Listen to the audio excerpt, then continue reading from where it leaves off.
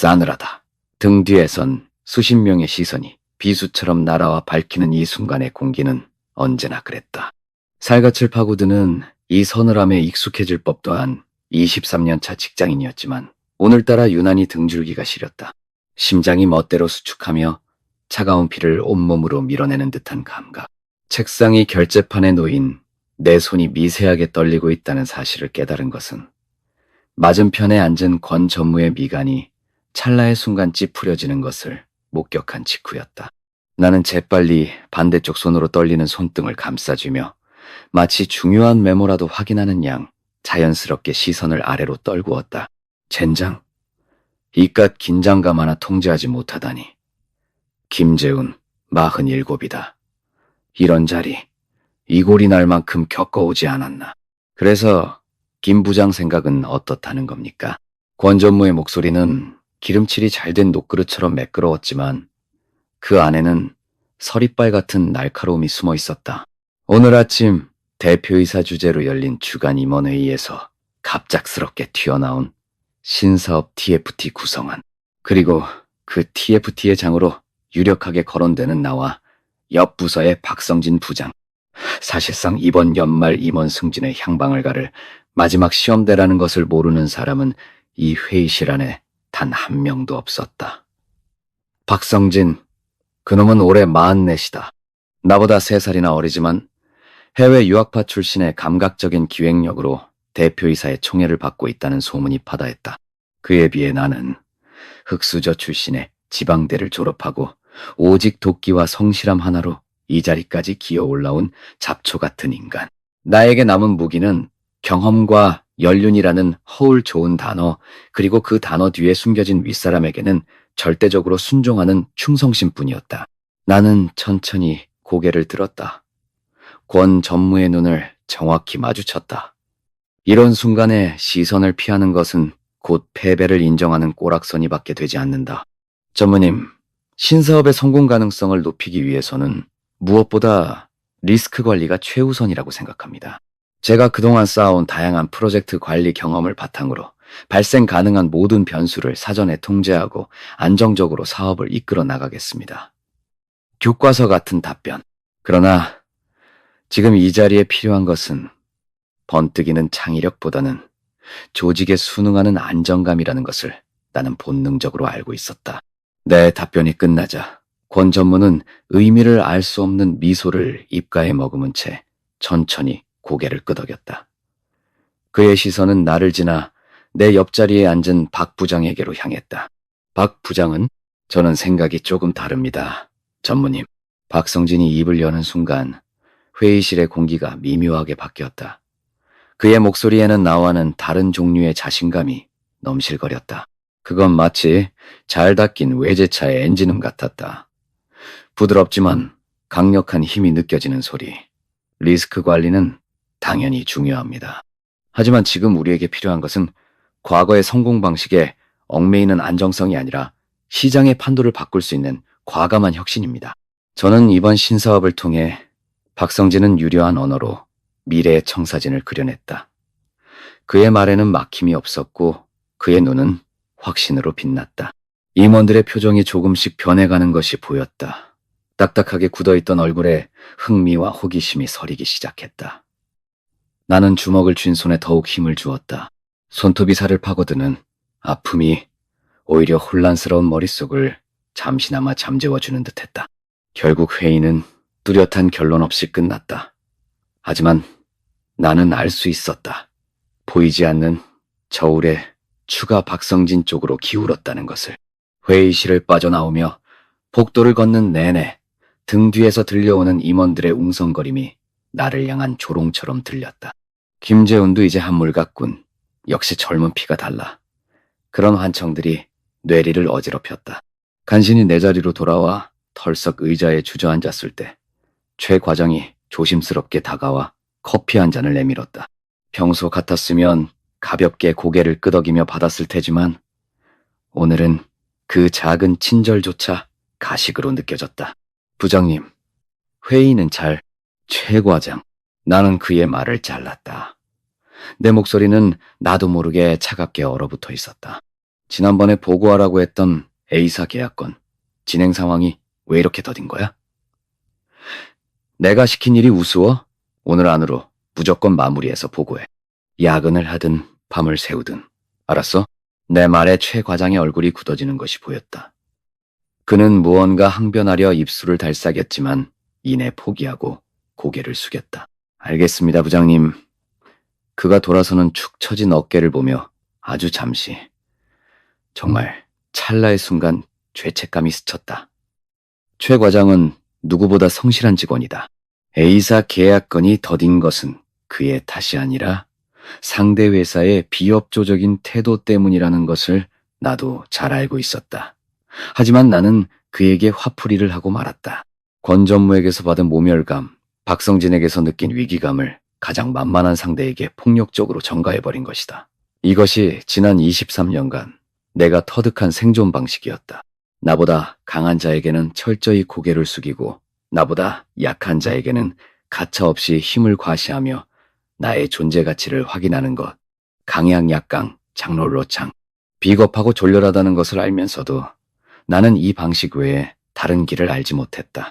퇴근 시간이 훌쩍 지난 저녁, 텅 빈 사무실에 홀로 남아 모니터의 잔상만을 멍하니 바라보았다.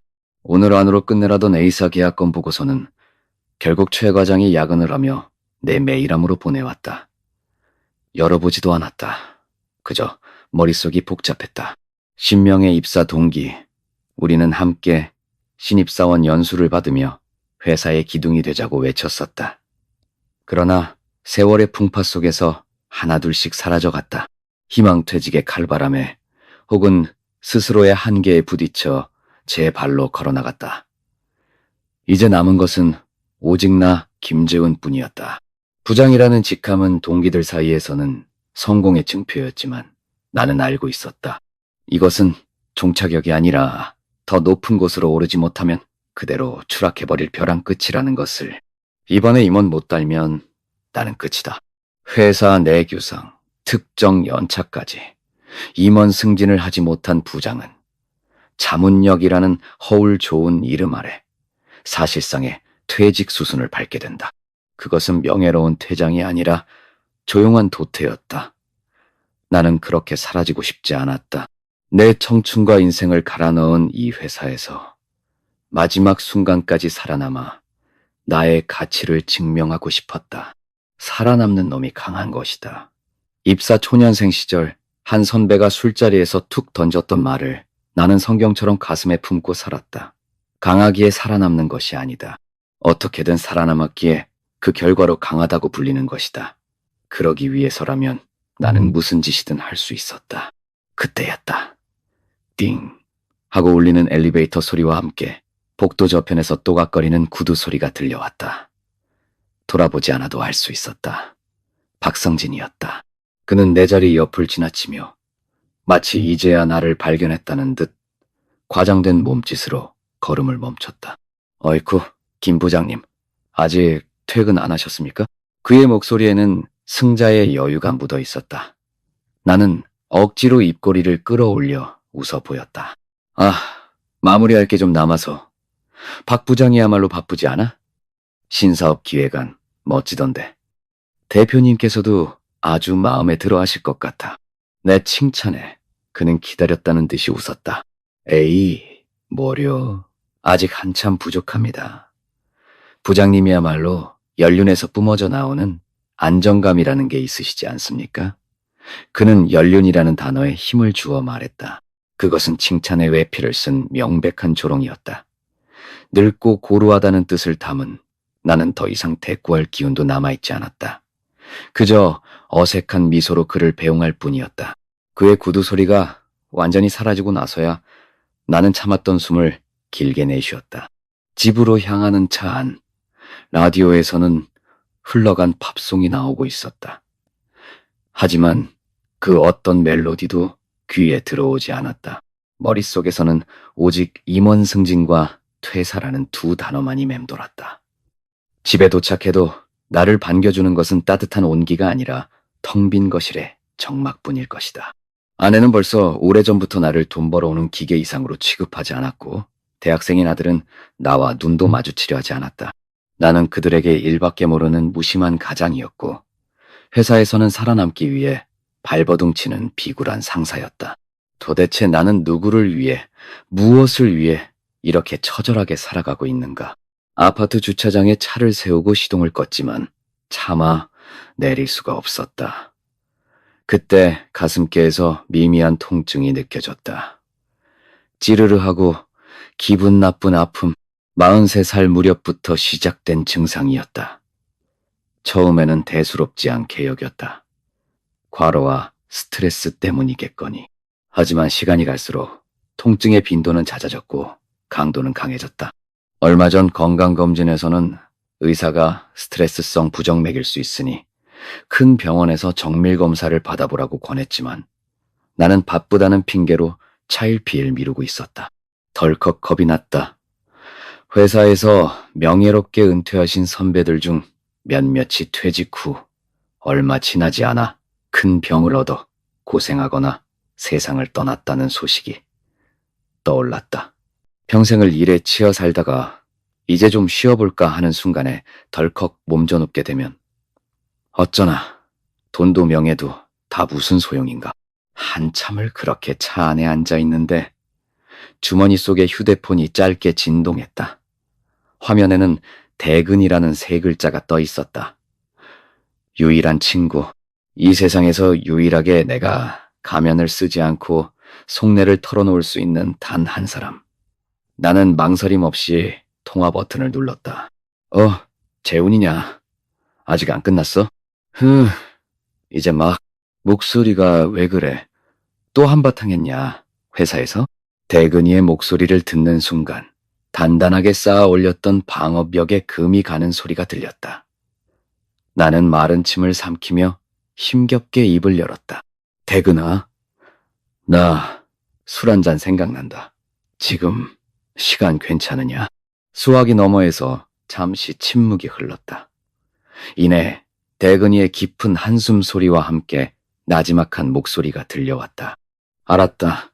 임원의 포차로 와라. 기다리고 있을게. 전화를 끊고 나는 스르르 운전대에 이마를 기댔다.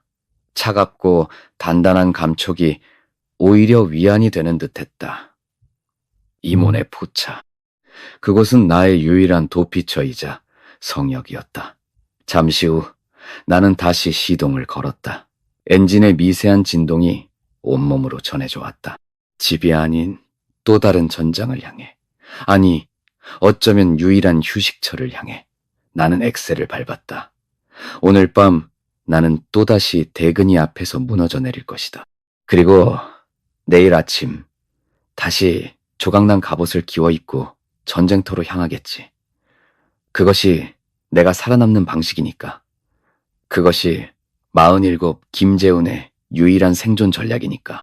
이몬의 포차의 낡은 비닐문을 열고 들어서는 순간 후각을 먼저 파고드는 것은 고등어구이의 고소한 냄새와 섞인 눅진한 소주 향이었다. 형광등 불빛 아래 10여 개의 테이블이 옹기종기 모여있는 작은 공간. 벽에는 다녀간 손님들이 낙서처럼 남기고 간 세월의 흔적들이 빼곡했고 텔레비전에서는 마침 막 시작한 프로야구 중계가 시끄럽게 흘러나오고 있었다. 회사 근처에 번쩍이는 술집들과는 모든 것이 달랐다. 그곳의 공기가 잘 재단된 양복처럼 몸을 감싸는 긴장감이라면 이곳의 공기는 날고해진 스웨터처럼 편안하게 몸을 감싸 안았다. 적어도 나에게는 그랬다. 이곳은 내가 유일하게 갑옷을 내려놓고 맨몸의 김재훈으로 돌아올 수 있는 곳, 나의 참호이자 성소였다. 구석진 자리에 이미 대근이가 앉아 있었다. 닭똥집 볶음 하나에 소주 한 병을 시켜놓고 무료한 듯 휴대폰을 만지작거리고 있었다. 나와는 달리 중소기업에서 기술직으로 일하는 대근이는 언제나 작업복 차림이 편하다고 말하는 녀석이다.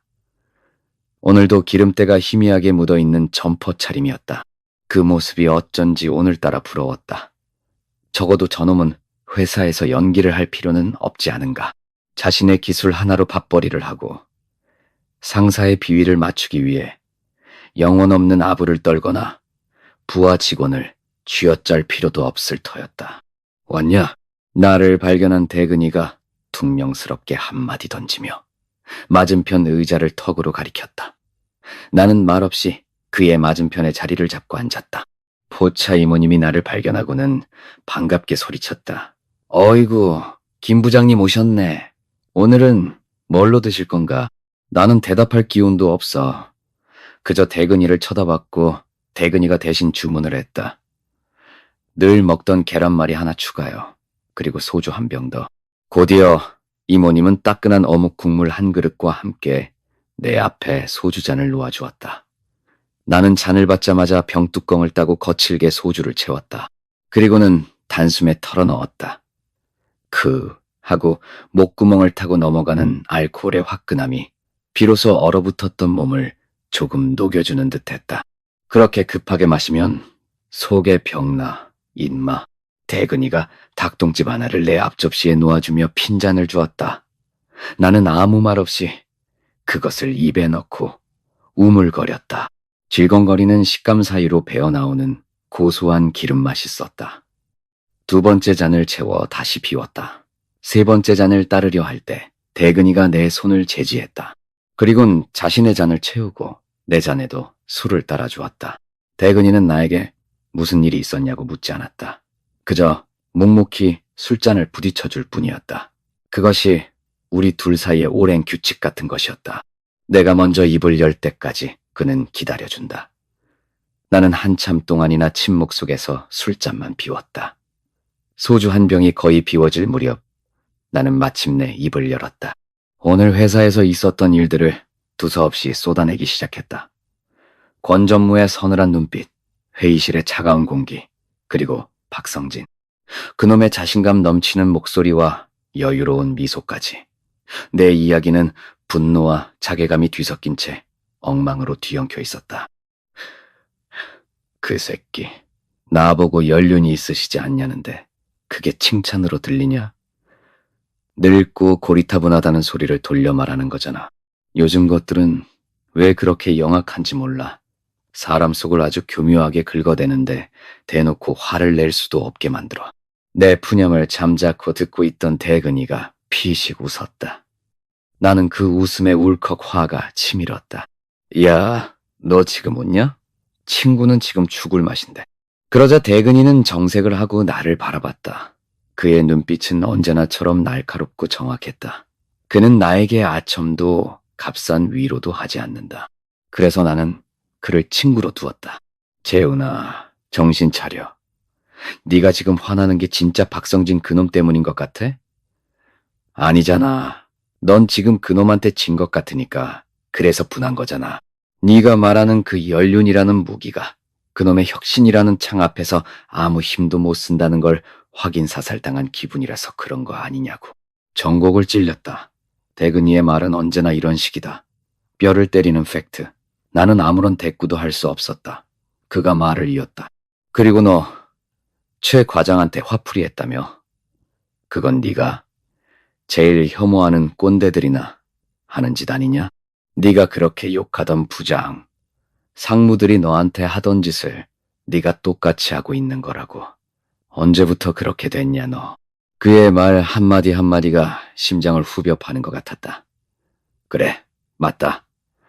나는 한때 그런 상사들을 경멸했다. 자신의 무능과 불안을 만만한 부하 직원에게 폭력적으로 전가하는 비겁한 인간들을. 그런데 어느새 내가 바로 그 괴물이 되어 있었다. 살아남아야 한다는 강박, 인정받고 싶다는 욕망이 나를 조금씩 잠식해왔고 결국에는 나 자신마저 집어삼켜버린 것이다. 나는 고개를 숙였다. 차마 그의 얼굴을 마주볼 자신이 없었다. 나도 알아. 아는데 그렇게라도 안 하면 내가 버틸 수가 없어. 당장 내일이라도 책상 빼라고 할 것 같은데 그럼 난 뭐 어떻게 해야 되는데. 나만 바라보는 우리 가족은? 아직 대학도 졸업 못한 우리 아들은? 목소리가 조금씩 떨려 나왔다. 가정에서는 인정받지 못하는 가장. 하지만 역설적으로 나는 그들을 위해 이 지옥 같은 회사 생활을 견디고 있었다. 내가 무너지면 모든 것이 끝장이라는 공포. 그것이 나의 유일한 버팀목이자 가장 무거운 족쇄였다. 가족이라 대근이는 잠시 말을 끊고 소주를 한 잔 들이켰다. 그리고는 한참 만에 입을 열었다. 그의 목소리는 아까보다 한결 부드러워져 있었다. 재훈아, 내수 씨랑 아들 정말 너만 바라보고 있을까? 네가 돈 벌어다 주는 기계가 되길 바랄까? 아니면 그냥 예전처럼 같이 저녁 먹고 주말에 낚시라도 같이 가주는 아빠, 남편을 더 원할까? 너야말로 가족들을 돈이라는 프레임 안에 가둬놓고 있는 건 아니고? 그의 질문에 나는 망치로 머리를 한 대 얻어맞은 듯한 충격을 받았다. 단 한 번도 그렇게 생각해 본 적이 없었다. 나는 언제나 내가 가족을 위해 희생하고 있다고 믿었다.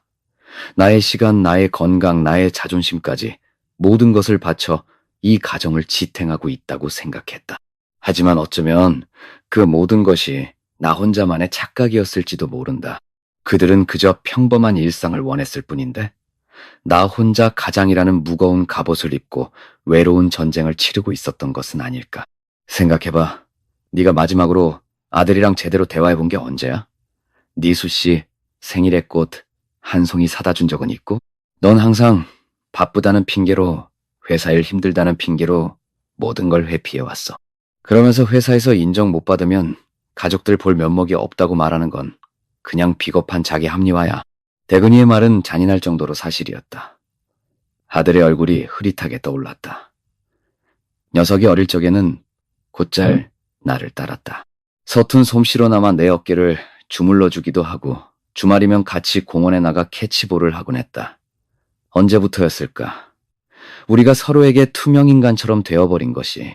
내가 승진의 목을 메고 실적에 울고 웃는 동안 아이는 소리 없이 자라 나에게서 멀어져 갔다.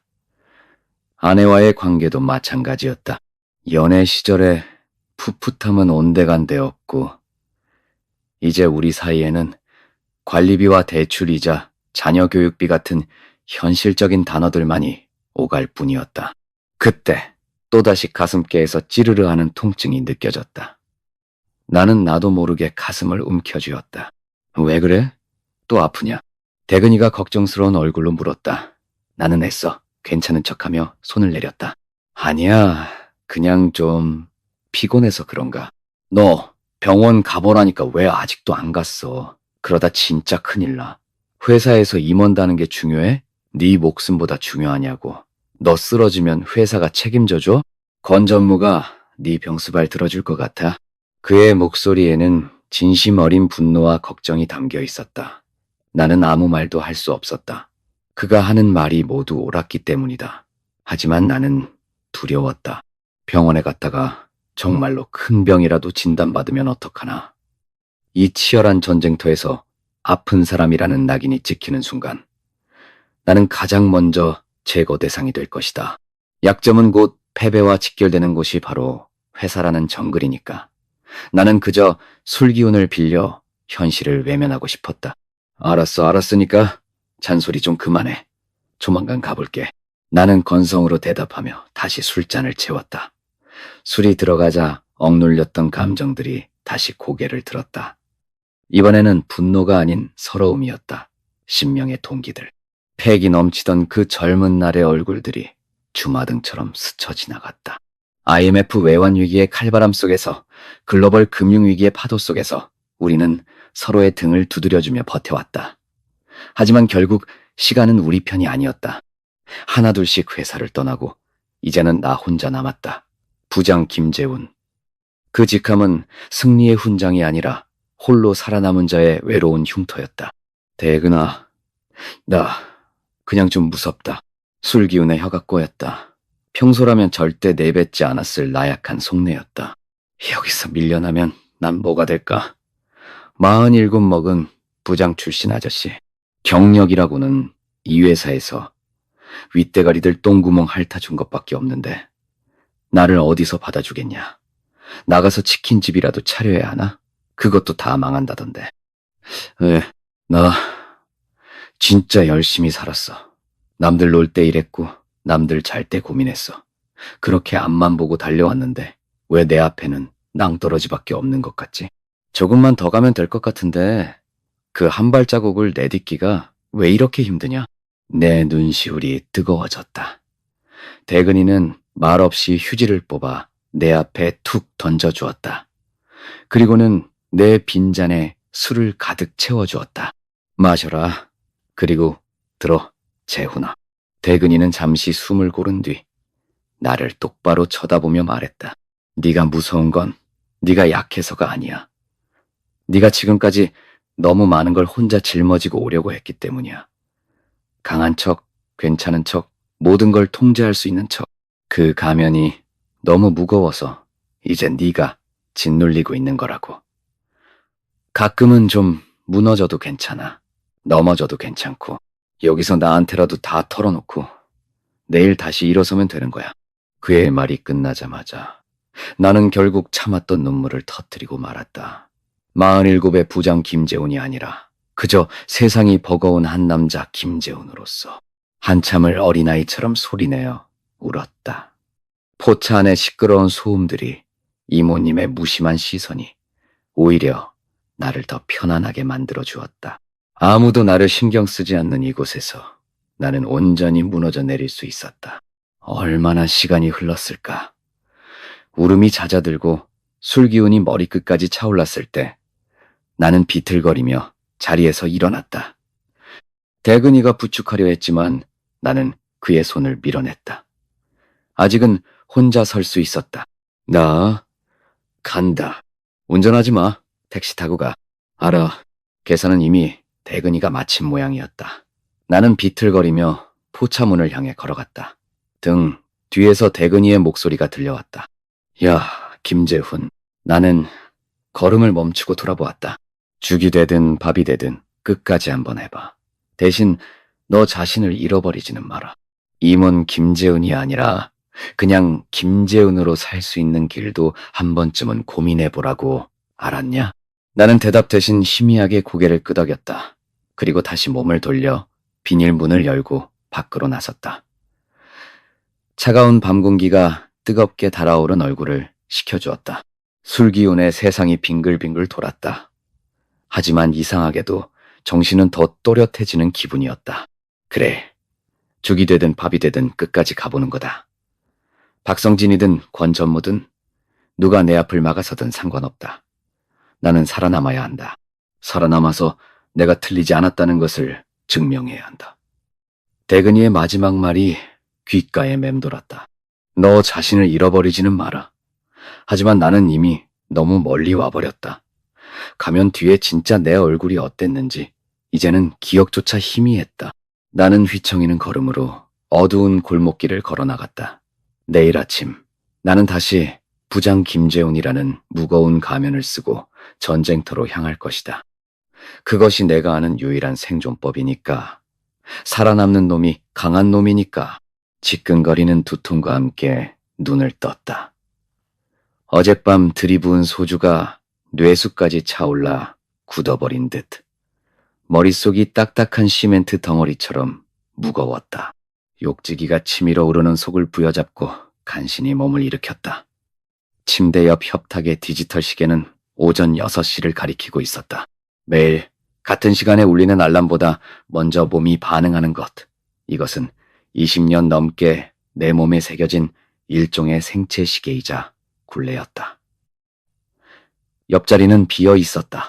아내는 언제부터인가. 내가 술을 마시고 들어온 다음 날이면 소파에 나가서 잤다. 내게서 풍기는 술 냄새가 역겹다는 것이 이유였지만 나는 그것이 단지 핑계일 뿐이라는 것을 안다. 그녀는 나와 같은 공간에서 숨쉬는 것 자체를 불편해하고 있었다. 욕실 거울 앞에 섰다.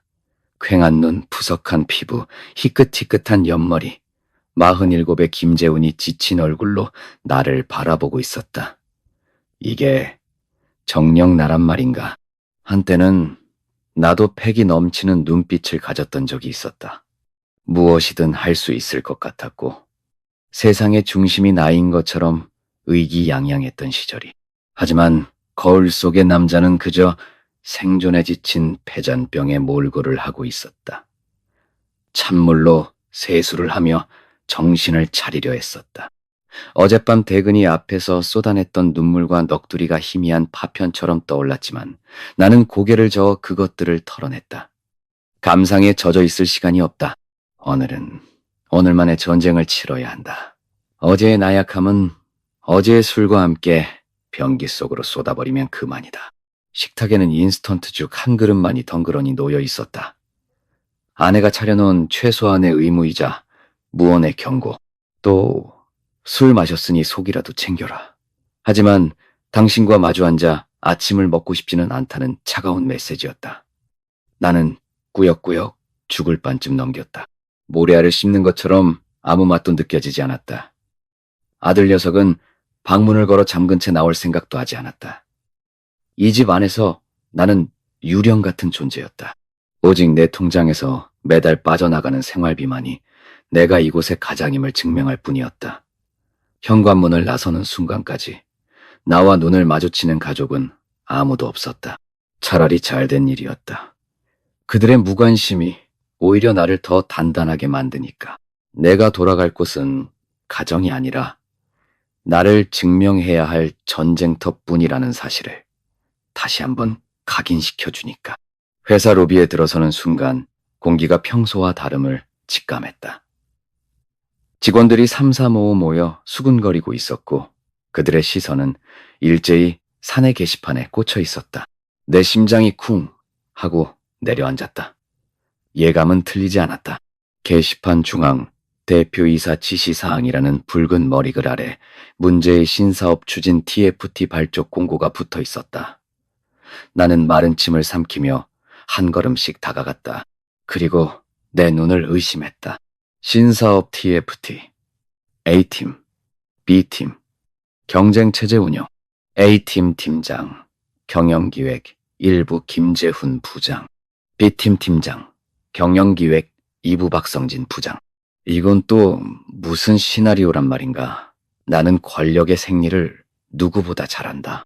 이것은 명백히 경쟁을 통해 두 사람의 진을 빼놓고 그 과정에서 최대한의 결과물을 뽑아내려는 경영진의 교활한 수법이었다.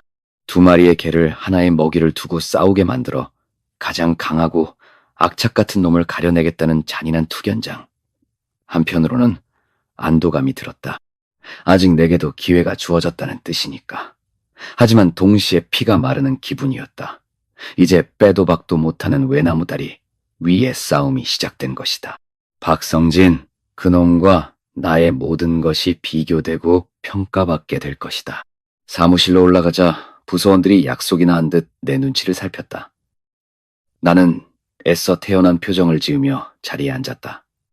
그리고 곧바로 팀원 선발에 들어갔다. 이런 경쟁 구도에서 가장 중요한 것은 속도와 장악력이다.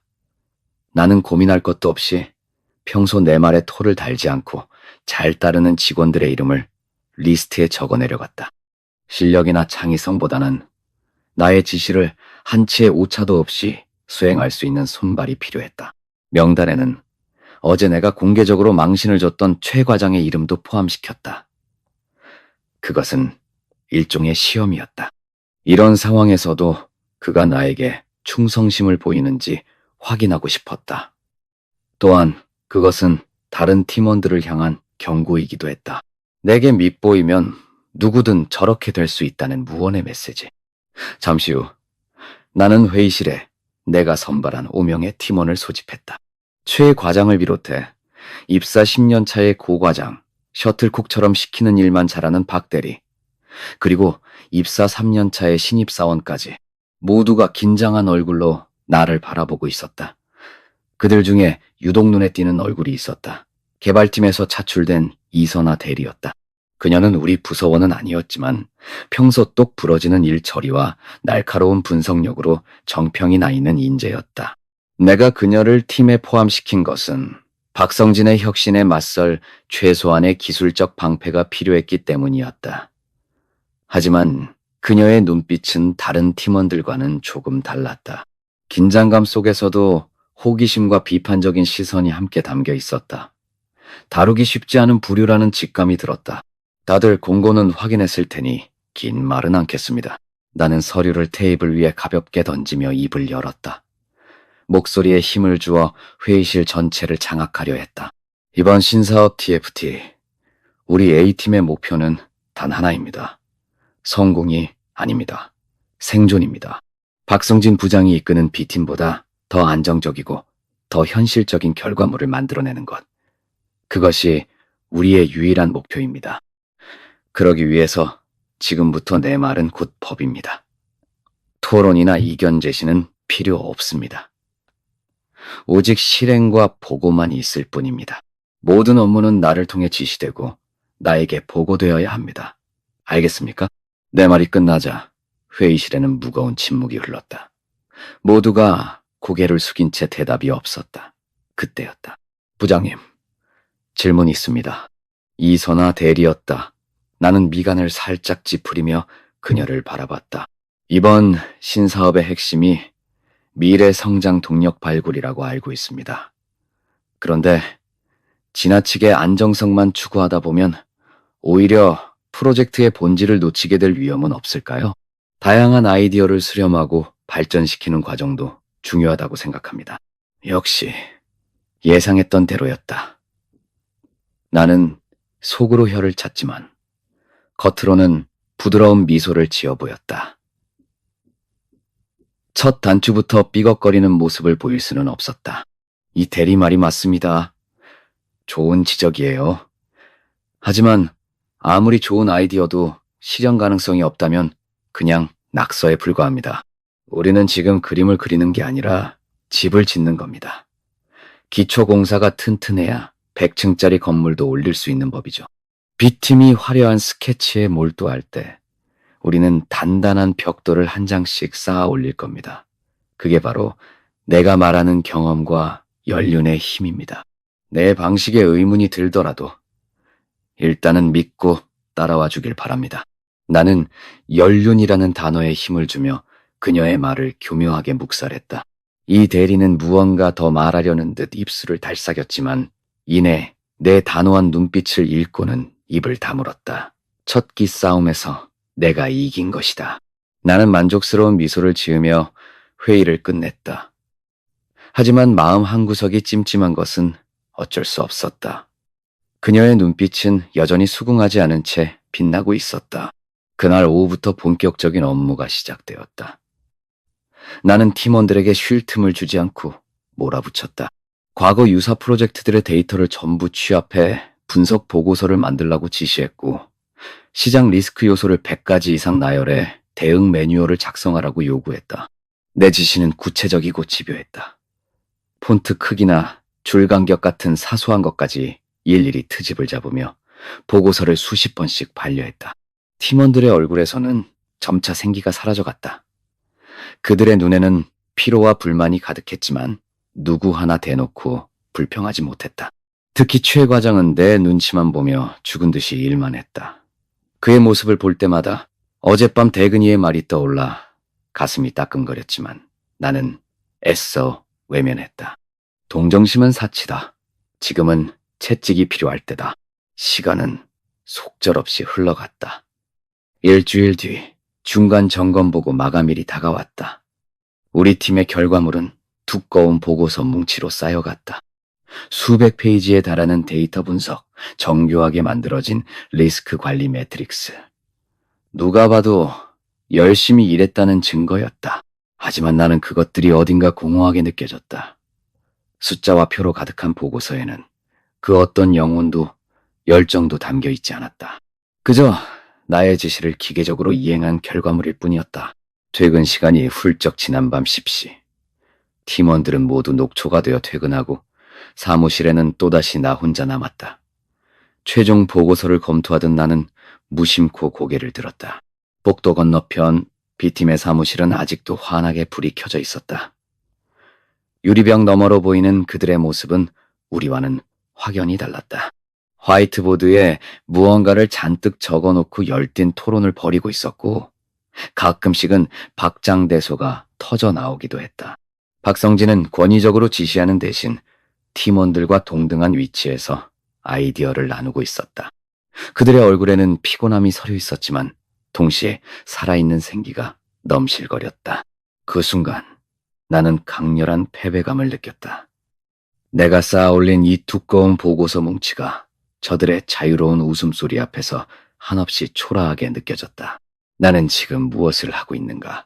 팀원들의 영혼을 갉아먹으며 그저 그럴듯하게 포장된 죽은 보고서를 생산하고 있는 것이 아닌가. 분노가 치밀었다. 하지만 그 분노의 대상이 나의 무능함인지 팀원들의 무기력함인지 아니면 저 너머의 박성진을 향한 질투인지 분간할 수 없었다. 나는 마른 세수를 하며 책상 위에 놓인 보고서를 노려보았다. 빼곡하게 들어찬 활자들이 나를 비웃는 것처럼 일렁였다. 전장은 이제 막 시작되었을 뿐인데 나는 벌써부터 수세에 몰리고 있었다. 이대로는 안 된다. 뭔가 특단의 조치가 필요했다. 더 강하게, 더 악랄하게 몰아붙여야 한다. 살아남기 위해서라면 나는 굳게 주먹을 움켜쥐었다. 손톱이 살을 파고드는 고통이 오히려 혼란스러운 나를 다시금 냉혹한 현실로 되돌려놓고 있었다. B팀 사무실의 환한 불빛과 살아있는 웃음소리는 그날 밤 내내 망령처럼 나를 따라다녔다. 집에 돌아와 텅 빈 거실의 소파에 몸을 뉘었지만 잠은 오지 않았다. 눈을 감으면 박성진의 자신감 넘치는 얼굴과 그를 중심으로 활기차게 돌아가는 B팀의 모습이 어른거렸다. 그들은 일을 하고 있었다. 미래를 향한 설렘과 기대로 가득 찬 살아있는 일. 그에 반해 나는 무엇을 하고 있는가? 과거의 데이터에 갇혀 팀원들의 영혼을 갉아먹으며 죽은 보고서를 생산하고 있을 뿐이다. 이대로 가면 결과는 불을 보듯 뻔했다. 권전무를 비롯한 임원진이 누구의 손을 들어줄지는 어린아이도 알 수 있는 일이었다. 안정성, 현실성, 그런 것들은 패배를 포장하기 위한 구차한 변명에 지나지 않는다. 결국 이기는 것은 사람의 마음을 움직이는 스토리다. 그리고 지금 더 매력적인 스토리를 가진 쪽은 명백히 박성진이었다. 이대로는 안 된다. 어둠 속에서 나는 몇 번이고 그 말을 되뇌었다. 전공법으로는 승산이 없다. 그렇다면 다른 길을 찾아야 한다.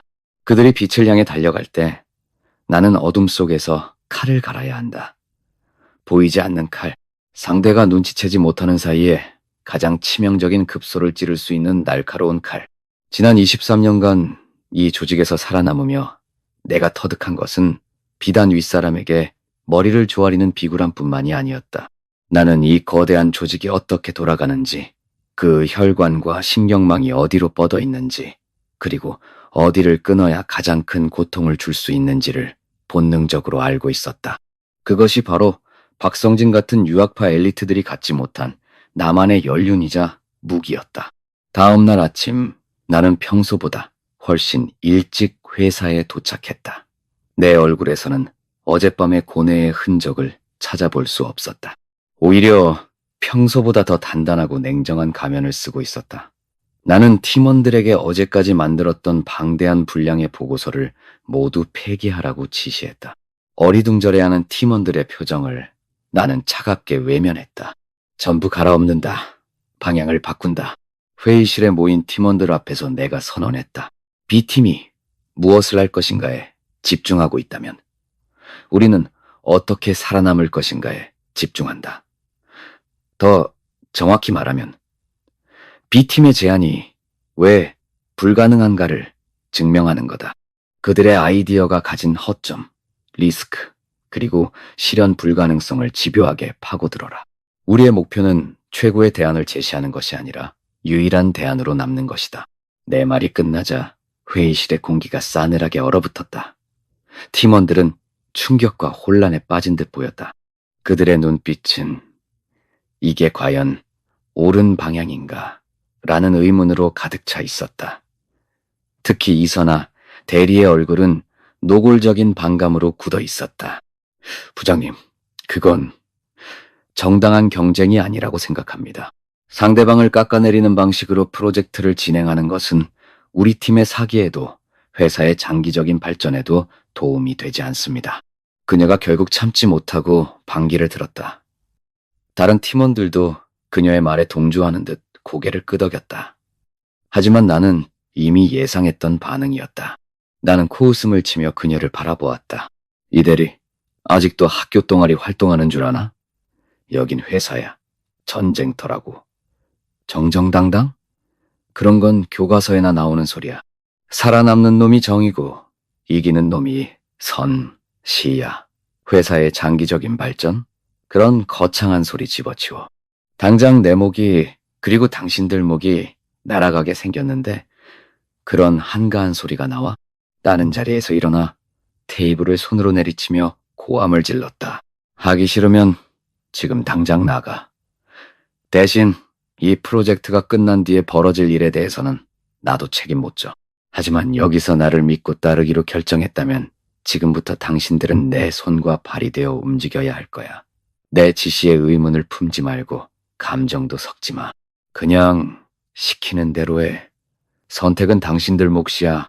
4살기 어린 협박에 회의실은 다시 침묵에 잠겼다. 누구도 감히 내 눈을 마주치지 못했다. 이선아 대리는 분한 듯 입술을 깨물었지만 더 이상 아무 말도 하지 못했다. 그녀는 알고 있었을 것이다. 여기서 이탈하는 순간 이 조직에서 배신자라는 낙인이 찍히게 되리라는 것을. 나는 그들의 침묵을 동의로 간주하고 곧바로 새로운 지시를 내렸다. 최 과장이랑 고 과장은 B팀의 기획안을 어떻게든 입수해. 동기를 통하든 후배를 꼬드기든 수단과 방법을 가리지 마. 박 대리는 B팀 팀원들의 신상과 과거 프로젝트 이력을 전부 조사해. 사소한 실수나 실패 사례 하나라도 놓치지 말고. 그리고 이 대리는 B팀이 제안할 것으로 예상되는 기술들의 기술적 한계와 상용화 실패 사례들을 집중적으로 분석해서 보고해. 특히 박성진 부장이 과거에 관여했던 프로젝트들 중에서 실패한 사례가 있다면 그 원인을 집요하게 파고들어. 그것은 비열하고 추악한 짓이었다. 동료를 감시하고 약점을 캐내고 실패를 들추어내라는. 나는 스스로가 혐오스러웠지만 멈출 수 없었다. 절벽 끝에 매달린 사람이 지푸라기라도 잡는 심정으로 나는 더러운 동아줄을 선택한 것이다. 팀원들은 마지못해 자리에서 일어나 회의실을 빠져나갔다. 그들의 뒷모습은 마치 장례식장으로 향하는 조문객들처럼 무겁고 어두웠다. 그날 이후 우리 A팀의 사무실은 음습한 정보기관처럼 변해갔다. 팀원들은 더 이상 대화를 나누지 않았다. 각자의 컴퓨터 앞에서 마치 죄인처럼 고개를 숙인 채 B팀의 뒤를 캐는 일에만 몰두했다. 나는 그들을 끊임없이 닥달하고 감시했다. 조금이라도 나태한 모습을 보이거나 회의적인 표정을 짓는 팀원이 있으면 가차없이 폭언을 쏟아냈다. 사무실에는 키보드 소리와 마우스 클릭 소리, 그리고 나의 신경질적인 목소리만이 가득했다. 며칠 뒤, 최 과장이 마침내 B팀의 기획안 초안을 손에 넣어왔다. 그는 마치 큰 죄라도 지은 사람처럼 창백한 얼굴로 내게 파일을 건넸다. 부장님, B팀의 박 대리가 대학 후배인데 술 한잔 사주면서 겨우 빼냈습니다. 이건 정말 아닌 것 같습니다. 그의 목소리는 미세하게 떨리고 있었다. 나는 그의 말을 무시한 채 파일을 빼앗아 들었다. 그리고는 그의 어깨를 두드리며 말했다. 최 과장, 수고했어. 이게 바로 우리가 살 길이야. 자네, 이번 일만 잘 마무리하면 내가 확실하게 챙겨주지. 나는 그의 양심의 가책을 보상이라는 당근으로 덮어버리려 했다. 최 과장은 아무 말 없이 고개를 숙였다. 그의 눈빛이 절망으로 가득 차 있다는 것을 알았지만 나는 외면했다. B팀의 기획안은 예상보다 훨씬 더 대담하고 혁신적이었다. 인공지능과 빅데이터를 활용한 개인 맞춤형 서비스 플랫폼. 성공만 한다면 시장의 판도를 바꿀 만한 파괴력을 지닌 아이디어였다. 하지만 동시에 그만큼 기술적인 난이도가 높고 막대한 초기 투자 비용이 요구되는 리스크가 큰 계획이기도 했다. 나는 기획안의 구석구석을 샅샅이 훑으며 약점을 찾기 시작했다. 마치 굶주린 하이에나가 사체의 약한 부위를 찾아 헤매듯이. 그리고 마침내 나는 그것을 발견했다. 기획안의 핵심 기술 중 하나가 2년 전 박성진이 미국 지사에서 근무할 때 추진하다가 기술적 문제와 시장의 외면으로 결국 중단되었던 프로젝트와 매우 유사하다는 점이었다. 그는 실패했던 아이디어를 더 그럴듯하게 포장해서 다시 들고 나온 것이다. 이것이야말로 내가 찾던 보이지 않는 칼날이었다. 나는 즉시 이선아 대리를 호출했다. 그리고 그녀에게 B팀의 기획안과 박성진의 과거 실패 프로젝트 자료를 함께 던져주었다. 이 대리, 이 두 프로젝트의 연관성과 과거 프로젝트가 실패했던 원인을 기술적인 관점에서 철저하게 분석해 B팀의 제안이 왜 허상에 불과한지를 누구도 반박할 수 없는 데이터와 논리로 증명해내란 말이야. 할 수 있겠어? 이선아 대리는 두 개의 파일을 번갈아 보며 한참 동안 말이 없었다. 그녀의 얼굴에 복잡한 감정이 스쳐 지나갔다. 기술자로서의 양심과 조직원으로서의 복종 의무 사이에서 갈등하는 듯 보였다. 한참의 침묵 끝에 그녀는 나를 똑바로 쳐다보며 나지막이 말했다. 하겠습니다. 하지만 부장님, 이것 하나만은 알아주셨으면 합니다. 저는 지금 부장님의 방식에 동의해서가 아니라 제게 주어진 업무이기 때문에 하는 겁니다. 그녀의 목소리는 차가웠지만 그 안에는 기술자로서의 자존심이 담겨 있었다. 나는 만족스럽게 고개를 끄덕였다. 그녀의 동기야 어찌되었든 내가 원하는 결과물만 가져다 주면 그만이었다. 중간 보고 일이 코앞으로 다가온 어느 날 오후였다. 나는 이선아 대리가 작성한 보고서를 최종 검토하고 있었다. 보고서는 완벽했다. B팀 기획안의 기술적 허점을 날카롭게 파고들었고 박성진의 과거 실패 사례를 근거로 조목조목 반박하는 논리는 그야말로 철옹성 같았다. 이 보고서라면 임원들 앞에서 박성진을 완벽하게 무너뜨릴 수 있으리라는 확신이 들었다. 만족감에 입가에 미소가 번지는 순간 가슴을 찌르는 듯한 극심한 통증이 찾아왔다. 커 하고 숨이 막혔다. 눈앞이 아찔해지며 세상이 노랗게 보였다. 나는 비명을 지를 틈도 없이 책상 위로 쓰러졌다. 쿠 하는 소리와 함께 내 몸이 바닥으로 굴러떨어졌다. 부장님. 가장 먼저 달려온 것은 최 과장이었다. 그의 다급한 목소리와 다른 팀원들의 비명소리가 멀리서 들려오는 것처럼 몽롱했다. 의식이 점점 희미해져 갔다. 이러다 정말 죽는 거 아닐까. 공포가 온몸을 휘감았다. 평생을 바쳐 쌓아 올린 것들이 이대로 한순간에 물거품이 되어 사라지는 것인가 허무했다. 박성진을 이기는 것도 임원이 되는 것도 다 무슨 소용인가. 나는 그저 눈을 감았다. 모든 것을 포기하고 싶었다. 얼마나 지났을까. 누군가 내 뺨을 가볍게 치는 감각에 희미하게 눈을 떴다. 이선아 대리였다. 그녀는 놀랍도록 침착한 목소리로 내게 말했다. 부장님, 정신이 드세요? 119에 신고했습니다. 곧 도착할 거예요. 너무 걱정 마세요. 그녀의 눈빛에는 더 이상 나를 향한 반감이나 경멸이 없었다. 그저 한 인간에 대한 순수한 걱정과 연민이 담겨 있을 뿐이었다. 나는 그 눈빛을 보며 무슨 말을 하려 했지만 목소리가 나오지 않았다. 곧이어 들것이 도착했고 나는 구급대원들에 의해 병원으로 실려갔다. 회사 복도를 지나가는 짧은 순간 나는 유리병 너머로 놀란 얼굴로 나를 쳐다보는 박성진의 얼굴을 보았다. 그의 얼굴에는 통쾌함이 아닌 복잡하고 미묘한 표정이 서려 있었다.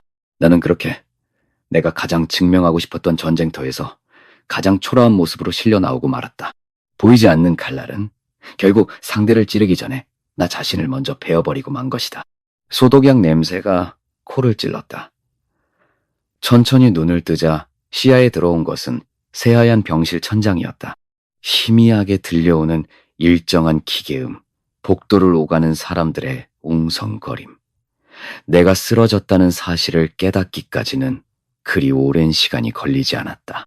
몸을 일으키려 했지만 온몸이 납덩이처럼 무겁고 가슴께에는 여전히 희미한 통증이 남아있었다. 팔에는 링거 바늘이 꽂혀 있었다. 투명한 액체가 혈관을 타고 내 몸속으로 흘러 들어오는 것을 멍하니 바라보았다. 내 의지와는 상관없이 생명은 기계적으로 연장되고 있었다. 허탈한 웃음이 나왔다. 그렇게 처절하게 살아남으려 발버둥 쳤는데 결국 내 몸뚱어리 하나 제대로 건사하지 못해 이 꼴이라니. 잠시 후 의사가 들어왔다. 마스크 너머로 보이는 그의 눈빛은 무심하면서도 단호했다. 그는 내 차트를 훑어보며 마치 남의 이야기를 하듯 내 상태를 설명했다. 스트레스성 중증 부정맥, 고혈압, 만성피로, 익숙한 단어들이었지만 의사의 입을 통해 들으니 그 무게가 전혀 달랐다. 그것은 더 이상 무시하고 넘어갈 수 있는 증상이 아니라 내 삶을 위협하는 명백한 질병이었다. 김재훈 씨, 이대로 가다가는 정말 큰일 납니다. 의사는 차트를 내려놓고 나를 똑바로 쳐다보며 말했다. 심장에 무리가 많이 갔어요. 당장 입원해서 정밀 검사 받고 최소 몇 주간은 절대 안정을 취해야 합니다. 일이고 뭐고 다 내려놓고 쉬셔야 해요. 이건 선택이 아니라 명령입니다. 당신 목숨이 걸린 문제라고요. 명령, 회사에서 내가 팀원들에게 입버릇처럼 하던 단어였다. 그 단어를 의사에게서 듣는 기분은 참으로 묘했다. 나는 아무 대답도 할 수 없었다. 몇 주간의 안정이라니. 지금 이 시점에 TFT는 어떻게 하고? 박성진 그놈은 이 기회를 놓치지 않고 앞으로 치고 나갈 텐데 머릿속이 새하얗게 비어버리는 것 같았다. 몸의 병보다 경쟁에서 뒤처질 것이라는 공포가 나를 더 숨막히게 했다. 오후가 되자 아내가 병실에 찾아왔다. 그녀는 과일 바구니를 협탁에 내려놓으며 내 안색을 살폈다. 그녀의 얼굴에는 걱정보다는 짜증과 피곤함이 더 짙게 서려 있었다. 꼴 좀 봐. 내가 언젠가 한 번은 이럴 줄 알았어. 그렇게 몸 상해가면서 회사에 충성하면 회사에서 당신 인생 책임져 준대? 그녀의 목소리는 칼날처럼 날카로웠다. 위로를 기대한 것은 아니었지만 가슴 한구석이 시큰거렸다. 당신 쓰러졌다고 회사에서 연락 왔을 때 내가 얼마나 놀랐는 줄 알아? 아니, 놀랐다기보다 그냥 아득하더라. 당신 잘못되면 나랑 민준이는 이제 어떻게 살아야 하나. 대출금은 아직 한참 남았고 민준이 학비는 앞으로 더 들어갈 텐데 결국 돈 얘기였다. 나는 눈을 감았다. 그녀의 말이 틀리지 않았기에 더 비참했다. 우리의 관계는 이미 오래전에 말라붙었고 이제 남은 것은 경제 공동체라는 앙상한 뼈대뿐이었다. 그녀에게 나는 사랑하는 남편이 아니라 집안의 유일한 현금 인출기였을 뿐이다. 그녀는 병원비와 입원 수속에 대해 몇 마디 더 묻고는 아들 민준이가 기다린다며 서둘러 자리를 떴다. 텅 빈 병실에 다시 나 혼자 남았다. 가족에게조차 나는 짐이 되어버린 것이다. 저녁 무렵 뜻밖의 방문객이 찾아왔다. 최 과장과 이선아 대리였다. 둘은 어색한 표정으로 병실문 앞에 서 있었다. 최 과장은 내 눈치를 보며 우물쭈물했고 오히려 이 대리가 먼저 입을 열었다. 부장님, 좀 괜찮으세요? 다들 걱정 많이 하고 있습니다. 그녀의 목소리는 평소의 날카로움이 제거된 의외로 차분한 톤이었다. 나는 간신히 몸을 일으켜 앉으며 마른 목소리로 대답했다. 괜찮아. 별거 아니야. 과로래. 그나저나 회사 일은 어떻게 되어가고 있어? TFT는? 내 첫마디가 회사 일이라는 것에 나 스스로도 놀랐다. 최 과장이 주저하며 입을 열었다. 그게 부장님 쓰러지시고 나서 B팀의 박성진 부장이 임원회의에서 중간 보고를 했다고 합니다. 저희 A팀은 부장님 편찮으셔서 다음으로 보고가 연기됐고요. 뭐라고? 보고를 했다고? 네. 그런데 박 부장이 보고 시작 전에 이번 일로 경쟁이 과열되면서 동료의 건강까지 해치는 상황이 발생한 것에 대해 유감스럽게 생각한다. 직원들의 건강과 복지야말로 회사의 가장 큰 자산이라는 말을 했다고 합니다. 그래서 임원분들 반응이 아주 좋았다고. 나는 망치로 머리를 얻어맞은 기분이었다. 박성진, 그 여우 같은 놈.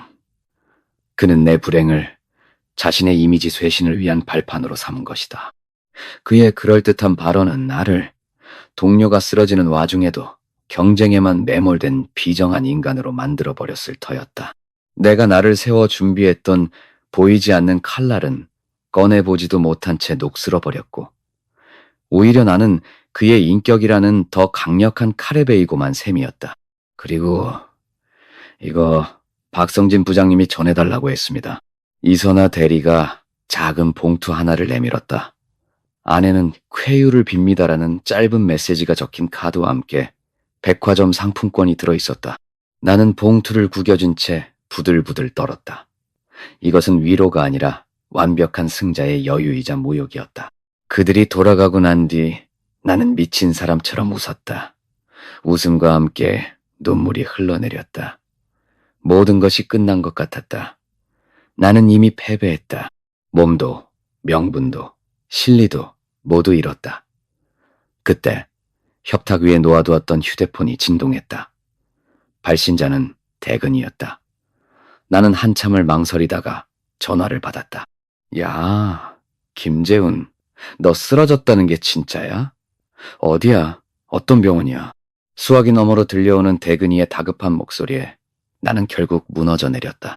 의사의 명령도 아내의 만류도 무시한 채 나는 이틀 만에 퇴원을 강행했다. 링거 자국이 선명한 손목을 와이셔츠 소매로 감추고 회사에 출근했을 때 복도에서 마주친 직원들의 시선은 이전과는 확연히 달라져 있었다. 그들의 눈에는 더 이상 나에 대한 두려움이나 존경이 없었다. 그저 불쌍한 사람, 관리 못하는 사람을 보는 듯한 동정과 약간의 경계심만이 가득했다. 나는 이 회사에서 더 이상 강자가 아니었다. 보호하고 관리해야 할 리스크 요인이 되어버린 것이다. 사무실에 들어서자 A팀 팀원들은 나를 보고 어쩔 줄 몰라 했다. 그들의 책상 위에는 내가 지시했던 B팀의 약점을 분석한 자료들이 그대로 멈춰 있었다. 그 모든 것이 이제는 무용지물이었다. 나는 아무 말 없이 내 자리에 앉아 컴퓨터를 켰다. 그리고 퇴원하는 길에 들었던 소문을 확인했다. 박성진이 임원회의 이후 자신의 아이디어 일부를 수정하여 리스크 관리 방안을 포함한 수정 기획안을 다시 제출했다는 것이다. 그는 나의 강점마저 흡수해버린 것이다. 그는 나보다 강할 뿐만 아니라 영리하기까지 했다. 그날 밤 나는 또다시 대근이를 만났다. 이번에는 포장마차가 아니라 허름한 국밥집이었다. 술을 마실 기운도 없었다. 대근이는 내 앞에 놓인 국밥이 식어가는 것을 말없이 지켜보기만 했다. 나는 병원에서 있었던 일, 회사에 복귀해서 느낀 모든 것들을 털어놓았다. 나 이제 어떻게 해야 하냐, 대근아. 내 목소리는 힘없이 갈라졌다. 이제 끝난 것 같아. 건강도 잃었고 싸움에서도 졌어. 내가 할 수 있는 게 아무것도 없어. 대근이는 한참 동안 말이 없다가 수저를 들어 내 국밥 그릇에 밥을 말아주었다. 그리고는 단호한 목소리로 말했다. 재훈아, 정신 차리고 들어. 네가 진짜 진 이유는 박성진이 너보다 잘나서가 아니야. 네가 너 자신을 스스로 무너뜨렸기 때문이야. 네 건강, 네 가족, 네 팀원들, 네가 지켜야 할 가장 중요한 것들을 전부 내팽개치고 있지도 않은 허상 같은 승리를 쫓다가 이 지경까지 온 거라고. 그의 말이 날카로운 파편처럼 가슴에 박혔다. 의사가 쉬라고 했으면 쉬어야지. 가족이 걱정하면 미안하다고 해야지. 왜 아직도 그놈의 회사, 그놈의 승진 타령만 하고 있는 건데 그깟 임원 자리가 네 목숨보다 소중해? 그렇게 살아서 임원 되면 행복할 것 같냐고. 대근이는 처음으로 내게 소리를 질렀다. 그의 눈에는 분노와 안타까움이 뒤섞여 있었다. 나는 고개를 들 수 없었다. 하지만 그의 분노가 아내의 가시돋친 말이나 동료들의 동정 어린 시선보다 훨씬 더 따뜻하게 느껴졌다. 적어도 그는 진심으로 나를 걱정하고 있었다. 나는 숟가락을 들어 식어버린 국밥을 한술 떴다. 아무 맛도 느껴지지 않았지만 억지로 삼켰다. 살아야 했다. 여기서 무너질 수는 없었다. 하지만 어떻게? 정당한 방법으로는 이미 졌다. 비열한 방법은 나 자신을 파괴했다. 이제 내게 남은 카드는 무엇인가? 그때 내 머릿속에 한 가지 생각이 섬광처럼 스쳐 지나갔다. 가장 위험하고 가장 추악한 마지막 카드. 그것은 성공하면 모든 것을 되돌릴 수 있지만 실패하면 나락으로 떨어질 수밖에 없는 도박과도 같은 수였다. 내 안에 무언가가 속삭였다. 이대로 초라하게 끝날 바에야 뭐라도 해보고 죽어야 하지 않겠냐고. 국밥 그릇을 비우고 자리에서 일어섰다. 대근이가 걱정스러운 눈빛으로 나를 바라봤다. 무슨 생각하는지 모르겠지만 제발 딴 생각하지 마라.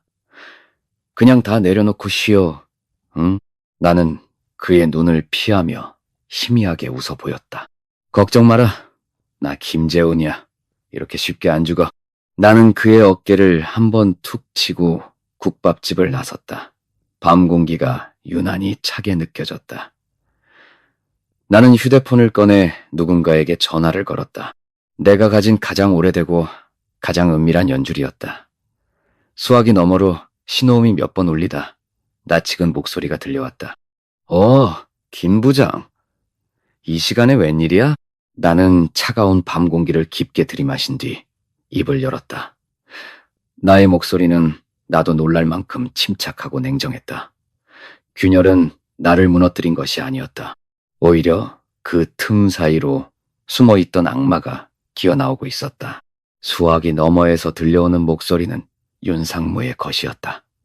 3년 전 비자금 문제로 옷을 벗었지만 여전히 회사 내에 막강한 영향력을 행사하는 인물. 사람들은 그를 그림자라고 불렀다. 그는 현직에 있을 때보다 더 많은 것을 보고 더 많은 것을 알고 있었다. 내가 그에게 전화를 걸 수 있었던 것은 과거 그의 비자금 사건이 터졌을 때 내가 그의 지시로 핵심 증거자료 일부를 파기하며 그의 치명적인 약점을 덮어준 공범이었기 때문이다. 그것은 일종의 보험이었다. 언젠가 내가 절벽 끝에 몰렸을 때 사용할 수 있는 마지막 동아줄. 하지만 나는 알고 있었다. 그 동아줄은 썩은 밧줄일 수도 있고 나를 더 깊은 나락으로 끌어당길 뱀의 꼬리일 수도 있다는 것을.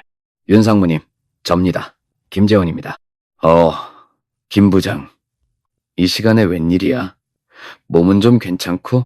그는 이미 내가 쓰러졌던 사실까지 알고 있었다. 그의 정보망은 여전히 회사 구석구석까지 뻗어 있었다. 덕분에 괜찮습니다. 다름이 아니오라 상무님께 드릴 말씀이 있어 연락드렸습니다. 혹시 내일 저녁에 잠시 뵐 수 있겠습니까? 내 목소리는 한치의 떨림도 없었다. 이미 주사위는 던져졌고 나는 강을 건넜다. 수화기 너머에서 잠시 침묵이 흘렀다. 그는 내 의도를 파악하고 있을 것이다. 이 시간에 이런 방식으로 연락하는 것이 무엇을 의미하는지. 알았어. 내일 저녁 7시 청운각 2호실로 와. 청운각. 회사 근처에 있는 고급 한정식집으로 현직 임원들이나 외부의 중요한 손님을 접대하는 비밀스러운 장소였다. 그곳으로 나를 부른다는 것은 내 이야기를 들어주겠다는 의미였다. 전화를 끊고 나는 차가운 밤 공기 속에서 길게 숨을 내쉬었다.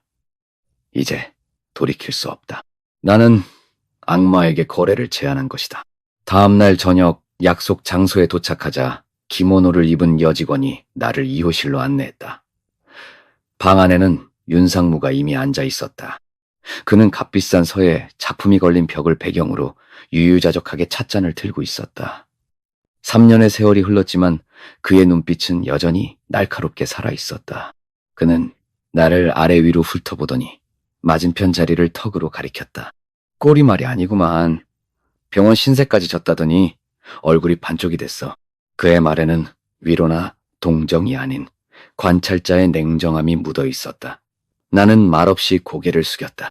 그래서 할 얘기라는 게 뭔가?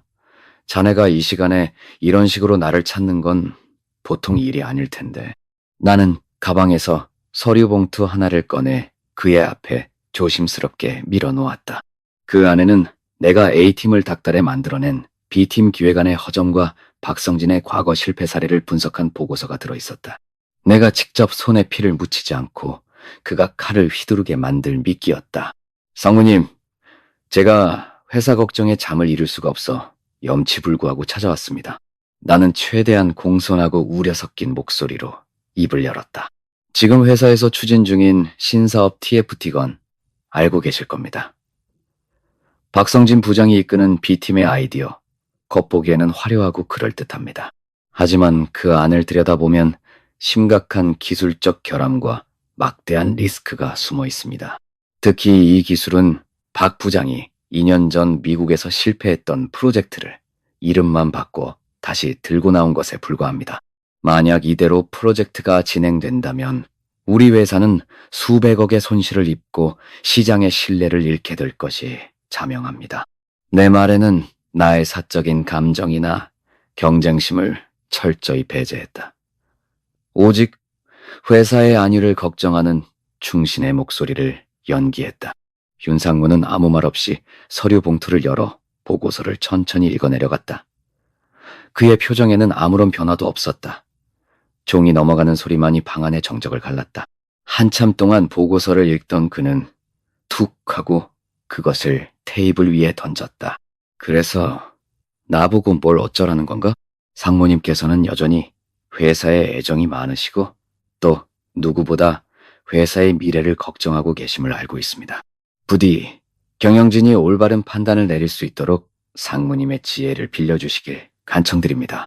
나는 자리에서 일어나 그의 앞에서 90도로 허리를 숙였다. 직접적인 청탁이 아닌 조언을 구하는 형식, 이것이 권력자들을 움직이는 가장 효과적인 방법이라는 것을 나는 경험으로 알고 있었다. 그는 찻잔을 들어 향을 음미하며 한참 동안 말이 없었다. 그의 침묵이 내 심장을 옥죄었다. 만약 그가 여기서 내 제안을 거절한다면 나는 모든 것을 잃게 된다. 김 부장, 한참 만에 그가 입을 열었다. 자네 아직 살아있구만. 도끼가 여전해. 좋아. 자네의 그 충성심 내가 높이 사지. 그는 의미심장한 미소를 지으며 나를 바라봤다. 이 서류는 내가 가져가겠네. 자네는 이제 아무것도 하지 말고 몸이나 추스르면서 기다려.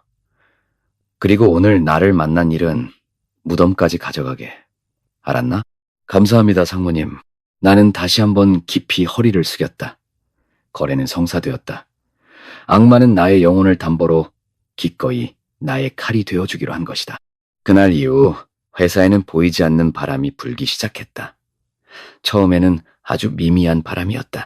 임원들 사이에서 B팀의 신사업, 너무 리스크가 큰 것 아니냐는 수군거림이 돌기 시작했다. 박성진 부장, 과거에도 비슷한 프로젝트를 말아먹은 전적이 있다던데? 라는 출처불명의 소문이 꼬리를 물었다. 소문은 감사팀과 재무팀으로 번져나갔고 그들은 비공식적으로 B팀 프로젝트의 사업 타당성과 예상 손실 규모를 재검토하기 시작했다. 바람은 점점 거세졌다. 박성진을 향했던 찬사와 기대는 어느새 의심과 우려로 바뀌어 있었다. 그는 복도를 지날 때마다 자신을 향해 꽂히는 의심의 눈초리들을 감당해야 했고 수시로 불려다니며 자신의 과거 실패와 현재 기회 간의 리스크에 대해 해명해야 했다. 그의 얼굴에서는 특유의 자신감과 여유가 사라지고 초조함과 피로가 그 자리를 대신했다. 그가 그토록 자랑하던 혁신과 스토리는 실패 가능성이라는 거대한 벽 앞에서 힘을 잃어가고 있었다. 나는 이 모든 과정을 내 사무실에 앉아 조용히 지켜보았다. 마치 거미줄을 쳐놓고 먹잇감이 스스로 걸려들기를 기다리는 거미처럼. 팀원들은 아무도 내게 묻지 않았지만 모두가 알고 있었다. 이 음습한 소문의 진원지가 바로 나라는 사실을. 그들의 눈빛에는 공포와 경멸이 뒤섞여 있었다. 특히 이선아 대리는 더 이상 나와 눈도 마주치려 하지 않았다. 그녀는 묵묵히 자신의 업무만 처리할 뿐 나를 투명인간처럼 대했다. 나는 완벽하게 고립되었다. 하지만 상관없었다. 승리만 할 수 있다면 그 어떤 경멸도 감수할 수 있었다. 그러던 어느 날 저녁 퇴근을 위해 지하 주차장으로 내려갔을 때였다. 내 차 앞에 박성진이 서 있었다. 그는 며칠 사이에 수척해진 얼굴로 텅 빈 눈으로 나를 바라보고 있었다. 부장님, 잠시 이야기 좀 하시죠.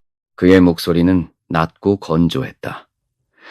주차장의 차가운 조명 아래 우리 두 사람 사이에는 무거운 침묵이 흘렀다. 제가 뭘 잘못했습니까? 제가 부장님께 그렇게 큰 실수를 했나요? 그는 직접적으로 묻지 않았다.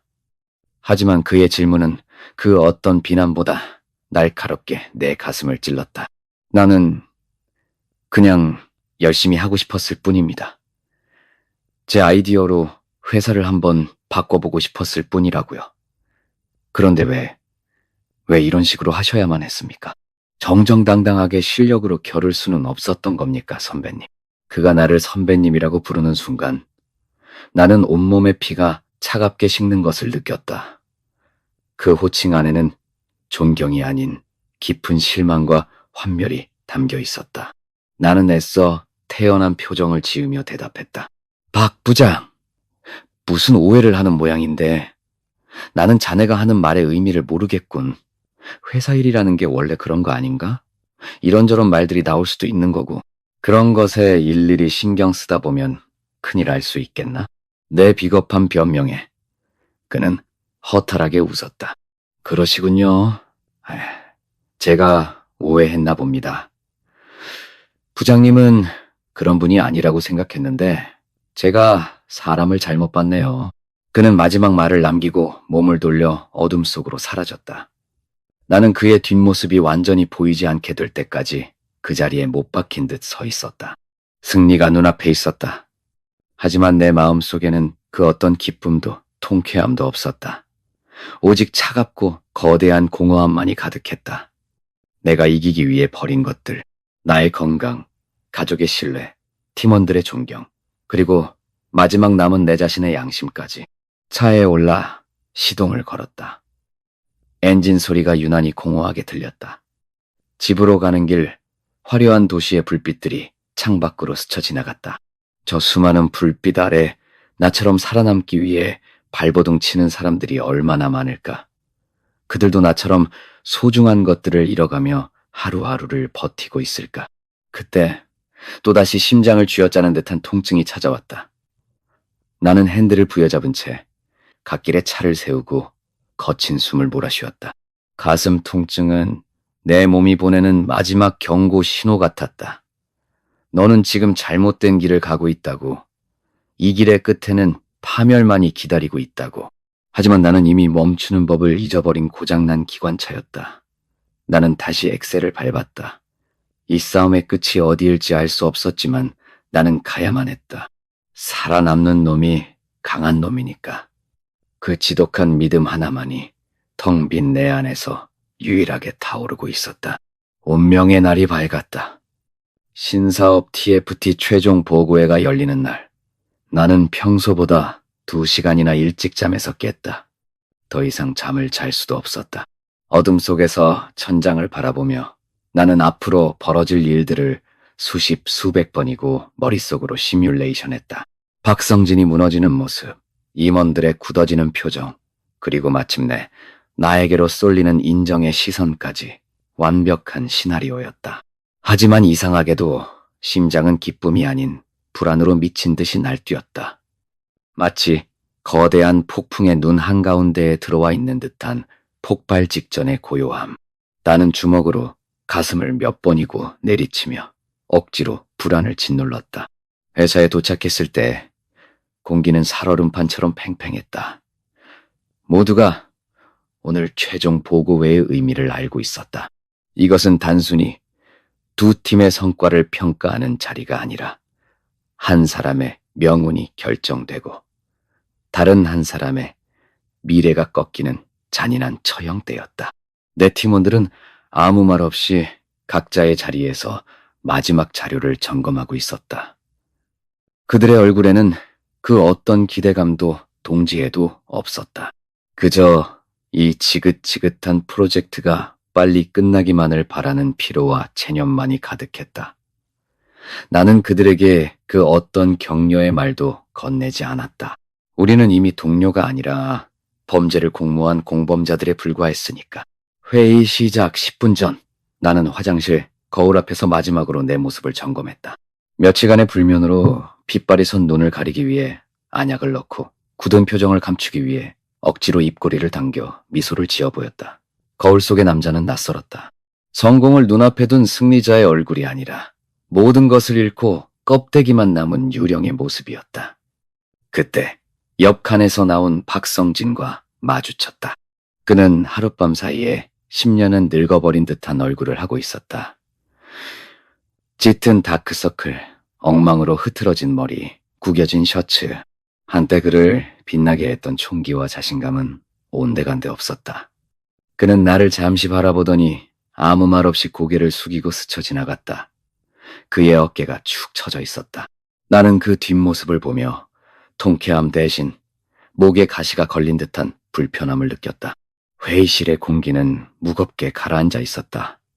대표이사를 비롯한 모든 임원이 참석한 가운데 권 전무가 낮은 목소리로 보고회의 시작을 알렸다. 발표 순서는 B팀이 먼저였다. 박성진이 비틀거리는 걸음으로 단상에 섰다. 그의 손에 들린 발표 자료가 미세하게 떨리고 있었다. 존경하는 대표이사님, 그리고 임원 여러분. 지금부터 B팀의 신사업 기획안, 넥스트 플랫폼에 대한 최종 보고를 시작하겠습니다. 그의 목소리는 예전과 달리 힘이 없었고 갈라져 나왔다. 그는 준비한 자료를 바탕으로 자신의 아이디어를 설명하기 시작했다. 인공지능, 빅데이터, 초개인화 서비스. 단어들은 여전히 화려했지만 그것을 담아내는 그의 목소리에는 영혼이 없었다. 그는 스스로 자신의 아이디어를 믿지 못하는 사람처럼 보였다. 그의 발표가 채반도 진행되지 않았을 때 질문이 쏟아지기 시작했다. 예상했던 대로였다. 윤상무가 뿌려놓은 독은 이미 임원들의 뇌리 깊숙이 파고들어 있었다. 박 부장, 그 기술은 2년 전 미국에서도 실패했던 모델 아닌가? 그때보다 나아진 게 구체적으로 뭔가? 초기 투자 비용이 예상보다 너무 큰데 투자금 회수 전략은 있는 건가? 실패하면 그 책임은 누가 질 건가? 아이디어는 좋은데 너무 이상적이야. 현실성이 떨어져 보여. 질문들은 날카로운 창이 되어 사방에서 그를 찔렀다. 박성진은 쏟아지는 질문에 제대로 답변하지 못하고 횡설수설했다. 그는 이 모든 공격이 어디서부터 시작되었는지 알지 못한 채 속수무책으로 당하고 있었다. 나는 단상 아래 내 자리에 앉아 그 모습을 차갑게 지켜보았다. 내가 설계한 대로 모든 것이 완벽하게 흘러가고 있었다. 그런데 왜일까? 그의 처참한 모습이 마치 거울을 통해 나의 미래를 보는 것처럼 느껴졌다. 결국 박성진의 발표는 중단되다시피 끝났다. 그는 땀으로 흠뻑 젖은 채 망연자실한 표정으로 자리로 돌아왔다. 이제 내 차례였다. 나는 심호흡을 한 번 하고 단상으로 향했다. 내 걸음걸이는 자신감이 넘쳤고 내 목소리는 힘이 있었다. A팀의 김재훈 부장입니다. 지금부터 저희 팀의 신사업 기획안 세이프 플랜에 대해 보고드리겠습니다. 내 보고의 핵심은 간단했다. B팀 제안의 위험성, 그리고 그에 대한 가장 안전한 대안. 나는 B팀의 기획안을 조목조목 비판하며 그들의 아이디어가 얼마나 비현실적이고 위험한지를 데이터와 논리로 증명했다. 내가 쓴 칼은 아니었지만 이서나 대리가 벼려낸 그 논리는 완벽했다. 그리고 그 비판 위에 나는 아주 보수적이고 안정적인 사업 모델을 대안으로 제시했다. 그것은 시장을 선도할 만한 혁신적인 아이디어는 아니었지만 적어도 실패하지 않을 아이디어였다. 지금처럼 리스크에 대한 공포가 팽배한 분위기 속에서 임원들이 가장 선호할 만한 카드. 내 발표가 끝나자 회의실의 분위기는 B팀 때와는 완전히 달랐다. 임원들은 만족스러운 표정으로 고개를 끄덕였다. 질문이 몇 개 나왔지만 그것은 비판이 아닌 확인을 위한 질문들이었다. 역시 김 부장이야. 연륜이 느껴지는구만. 안정적인 게 최고지. 괜히 모험했다가 회사 전체가 휘청일 수 있어. 권 전무는 흐뭇한 미소로 나를 바라보았다. 나는 승리를 확신했다. 마침내 내가 이긴 것이다. 이 13년간의 처절했던 회사 생활이 이 순간을 위해 존재했던 것처럼 느껴졌다.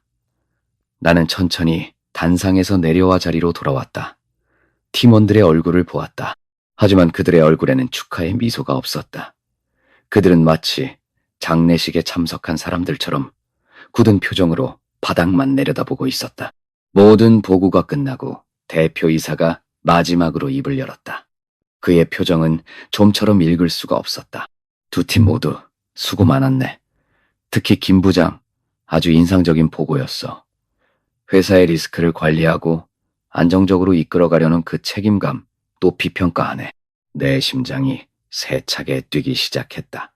다음 말은 분명 나를 TFT의 최종 책임자로 임명한다는 선언일 터였다. 하지만 대표이사는 잠시 말을 끊고 회의실에 모인 모든 사람들을 천천히 둘러보았다. 그의 시선이 내게 와서 잠시 머물렀다. 그 순간 나는 그의 눈빛에서 내가 예상했던 칭찬이 아닌 차가운 실망감을 읽었다. 나는 오늘 두 팀의 보고를 들으면서 우리 회사에 더 큰 문제를 보았네. 우리는 언제부터 이렇게 새로운 도전을 두려워하고 동료의 실패를 짓밟고 일어서는 것을 당연하게 생각하게 되었는가. 회의실의 공기가 순식간에 바뀌었다. 대표이사의 목소리는 낮았지만 그 안에는 강철 같은 힘이 실려 있었다. 박 부장의 아이디어, 물론 리스크가 크지. 하지만 그 안에는 우리 회사의 미래를 바꾸고 싶어하는 열정과 도전 정신이 담겨 있었어. 반면에 김 부장의 보고는 어땠나? 안정적이고 논리적이었지. 하지만 거기에는 그 어떤 비전도 동료에 대한 존중도 찾아볼 수 없었어. 오직 살아남기 위한 계산만이 번뜩이고 있었을 뿐이야. 나는 숨을 쉴 수가 없었다. 머릿속이 하얘지고 귀에서 이명이 들리기 시작했다. 이게 아니다. 시나리오가 잘못됐다. 더 실망스러운 것은 이 모든 과정이 공정하지 않았다는 점이네. 대표이사는 테이블 위에 놓인 서류 하나를 집어들었다. 며칠 전부터 회사 안팎으로 B팀에 대한 악의적인 소문이 돌기 시작했지. 나는 그 출처를 확인해 보았네. 그리고 그 끝에 누가 있는지, 어떤 부당한 거래가 있었는지도 알게 되었어. 그의 시선이 다시 한번 나를 향했다. 그것은 칼날보다 더 날카롭게 내 심장을 꿰뚫었다. 모든 것이 달로 난 것이다. 윤상무와의 거래까지. 어떻게, 누가, 머릿속이 혼란으로 터져나갈 것 같았다. 그때였다. 내 옆에 앉아있던 이선아 대리가 조용히 자리에서 일어섰다. 그녀는 대표이사와 나를 번갈아 보더니 떨리는 목소리로 입을 열었다. 대표이사님, 드릴 말씀이 있습니다. 모든 사람의 시선이 그녀에게로 쏠렸다. 나는 공포에 질린 눈으로 그녀를 바라보았다. 안 돼. 제발.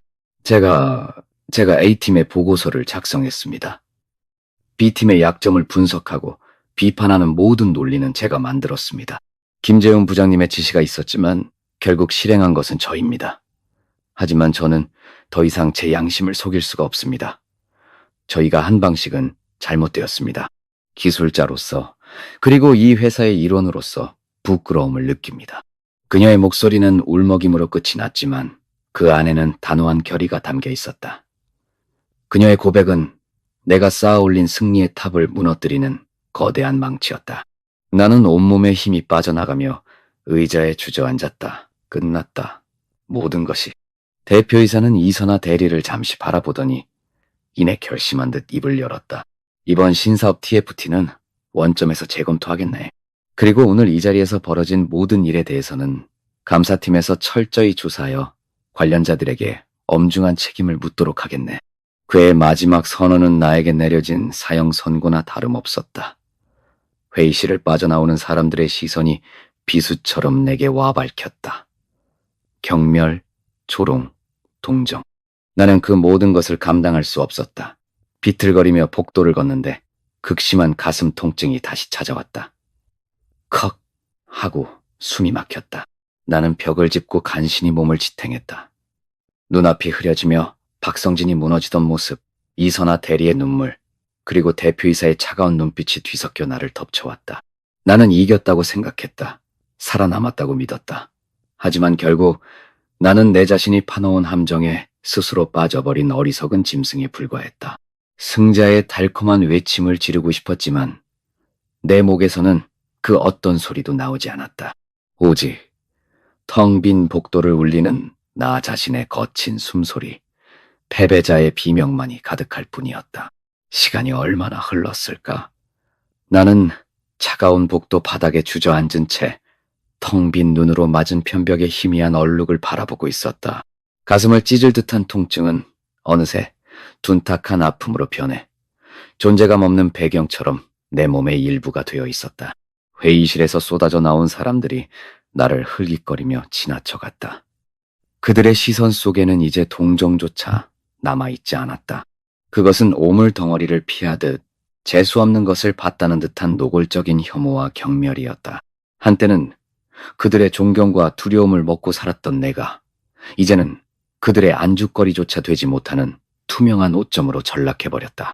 아무도 내게 손을 내밀지 않았고 괜찮냐고 묻는 사람도 없었다. 나는 이 거대한 빌딩 안에서 완벽한 이방인이자 유령이었다. 간신히 벽을 짚고 몸을 일으켰다. 다리가 후들거려 몇 번이고 휘청였다. 로봇처럼 삐걱거리는 걸음으로 내 사무실이 있는 층으로 향했다. 엘리베이터 거울에 비친 내 모습은 시체나 다름없었다. 핏기 없는 얼굴, 공포와 절망으로 풀려버린 동공, 땀에 젖어 이마에 달라붙은 머리카락. 나는 차마 그 얼굴을 마주 볼 수 없어 고개를 숙였다. 띵! 하는 소리와 함께 엘리베이터 문이 열렸다. 그리고 내 눈앞에 펼쳐진 광경은 나에게 내려진 사형 선고를 확인시켜주는 마지막 확인 사살이었다. A팀 사무실은 텅 비어 있었다. 불과 몇 시간 전까지만 해도 나의 왕국이었던 그곳은 이제 폭격을 맞은 폐허처럼 변해 있었다. 팀원들은 이미 자신의 짐을 챙겨 떠난 뒤였다. 책상 위에는 미처 챙겨가지 못한 서류 몇 장과 개인 컵만이 덩그러니 남아 주인을 잃은 묘비처럼 서 있었다. 이서나 대리의 자리는 유독 깨끗했다.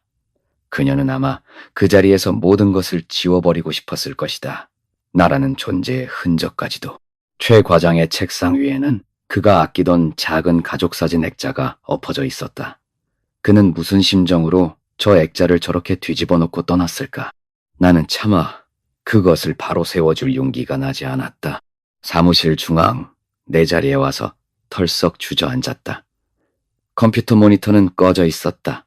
아마 누군가 내 전원까지 뽑아버린 모양이었다. 전화기에서는 그 어떤 벨소리도 메시지 도착음도 들려오지 않았다.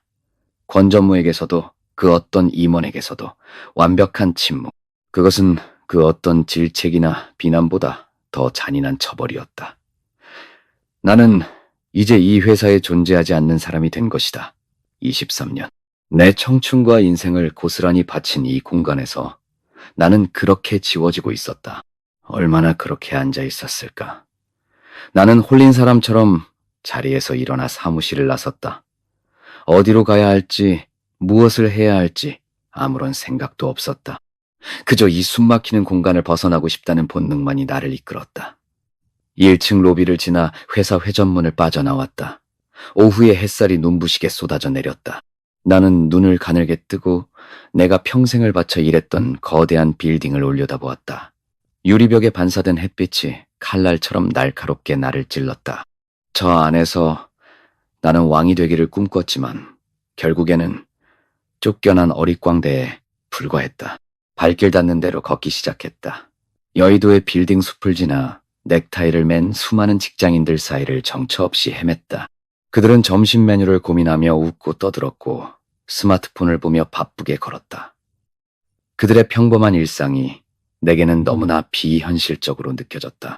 나는 그들과 같은 옷을 입고 같은 거리를 걷고 있었지만 보이지 않는 유리벽에 갇힌 채 그들을 구경하는 이질적인 존재였다.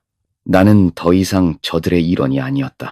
머릿속에서 지난 세월들이 파노라마처럼 스쳐 지나갔다. 입사 통지서를 받아들고 세상을 다 가진 듯 기뻐하던 24살의 나. 밤샘 야근도 마다치 않고 선배들의 어깨 너머로 일을 배우며 패기 넘치게 일하던 신입사원 시절의 나. 첫 승진을 하고 아내와 함께 소박한 축하 파티를 열었던 날. 딸아이만 한 아들 녀석이 처음으로 아빠라고 불렀을 때의 벅찬 감동. 그 모든 순간들이 있었다. 그 모든 순간들 위로 내가 외면하고 지나쳐온 시간들이 겹쳐졌다. 아들의 초등학교 하계의 날, 나는 중요한 계약 때문에 참석하지 못했다. 아내의 생일날, 나는 부서 회식에 끌려가 밤늦게 술에 취해 들어왔다. 동기들이 하나둘 회사를 떠날 때 나는 그들의 아픔을 위로하기보다 나는 저렇게 되지 말아야지 라며 속으로 칼을 갈았다. 살아남는 놈이 강한 것이다. 그 말이 독처럼 온몸에 퍼져나갔다. 나는 그 말을 방패 삼아 나의 모든 비겁함과 이기심을 정당화했다.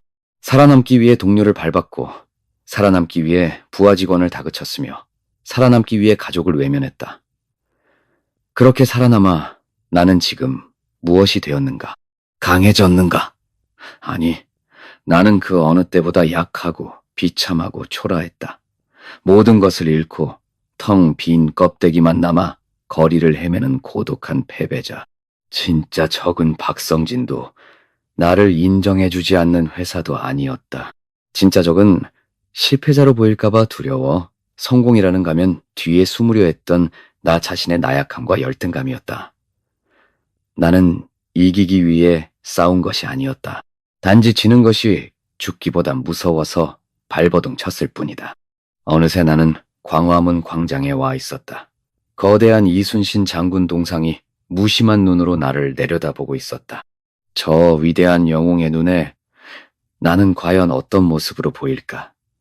한심한 벌레 한 마리쯤으로 보이겠지. 나는 광장 벤치에 주저앉아 해가 저물어가는 하늘을 멍하니 바라보았다. 붉게 물든 하늘이 마치 거대한 상처에서 흘러나오는 피처럼 보였다. 수많은 사람들이 내 곁을 스쳐 지나갔지만 누구도 내게 관심을 주지 않았다. 이 거대한 도시 서울에서 나는 완벽하게 혼자였다. 완전한 어둠이 내리고 가로등이 하나둘 켜지기 시작했다. 나는 주머니 속에서 휴대폰을 꺼냈다. 화면에는 수십 통의 부재중 전화와 메시지가 와 있었다. 하지만 그 중에 아내나 아들의 번호는 없었다. 모두 회사 사람들이었다. 아니, 이제는 이었던 사람들. 그들은 아마 감사팀의 조사를 앞두고 자신들의 안위를 위해 나에게 책임을 떠넘기려 연락했을 것이다. 나는 그 모든 알림을 지워버렸다. 이제 어디로 가야 하나? 집? 나를 경멸의 눈으로 쳐다볼 아내와 투명인간 취급할 아들이 있는 곳. 그곳은 내가 돌아갈 집이 아니었다. 나는 주소록을 천천히 내려보았다. 수백 개의 이름이 저장되어 있었지만 지금 이 순간 내가 기댈 수 있는 이름은 단 하나뿐이었다. 대근이. 나는 통화 버튼을 눌렀다. 신호음이 몇 번 울리고 익숙한 목소리가 들려왔다. 재훈아. 웬일이야? 나는 대답할 수 없었다. 목구멍에 커다란 돌덩이가 걸린 것처럼 아무런 소리도 나오지 않았다. 대신 뜨거운 눈물이 뺨을 타고 흘러내렸다. 나는 휴대폰을 붙잡고 어린아이처럼 소리내어 울기 시작했다. 흐느낌과 함께 지난 23년간 억눌러왔던 모든 서러움과 후회, 절망이 한꺼번에 터져나왔다. 재훈아, 너 우냐? 야, 김재훈, 무슨 일이야? 어디야 너? 수화기 너머로 대근이의 다급한 목소리가 들려왔다. 나는 그의 목소리를 들으며 폐허가 된 내 마음 한가운데서 아주 작은 불씨 하나가 깜빡이는 것을 느꼈다. 그것은 희망이 아니었다. 어쩌면 마지막 남은 인간으로서의 구원을 바라는 처절한 본능 같은 것이었을지도 모른다. 나는 그의 질문에 대답하는 대신 그저 울었다.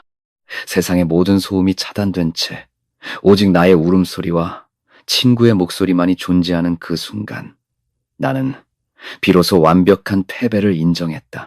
얼마나 울었을까. 광화문 광장의 소음도 나를 스쳐 지나가는 무심한 행인들의 발걸음도 모두 멀게만 느껴졌다.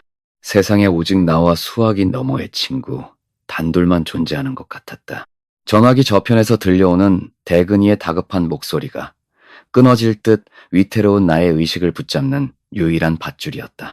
내가 흐느낌 외에 아무런 말도 하지 못하자 그는 더 이상 묻지 않았다. 대신 짧고 단호한 한마디를 남기고 전화를 끊었다.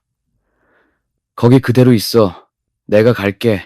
30분쯤 지났을까. 누군가 내 옆에 툭 하고 앉는 것이 느껴졌다. 고개를 돌리자 땀으로 흠뻑 젖은 얼굴의 대근이가 거친 숨을 몰아쉬며 나를 바라보고 있었다. 작업복 차림 그대로 택시를 타고 달려온 모양이었다. 그는 아무 말도 하지 않았다. 그저 내 어깨를 감싸 안고 등을 두드려 주었다. 투박하고 거친 그의 손길에서 그 어떤 위로의 말보다 더 깊은 진심이 전해져 왔다. 나는 그의 어깨에 기대어 마지막 남은 눈물을 쏟아냈다.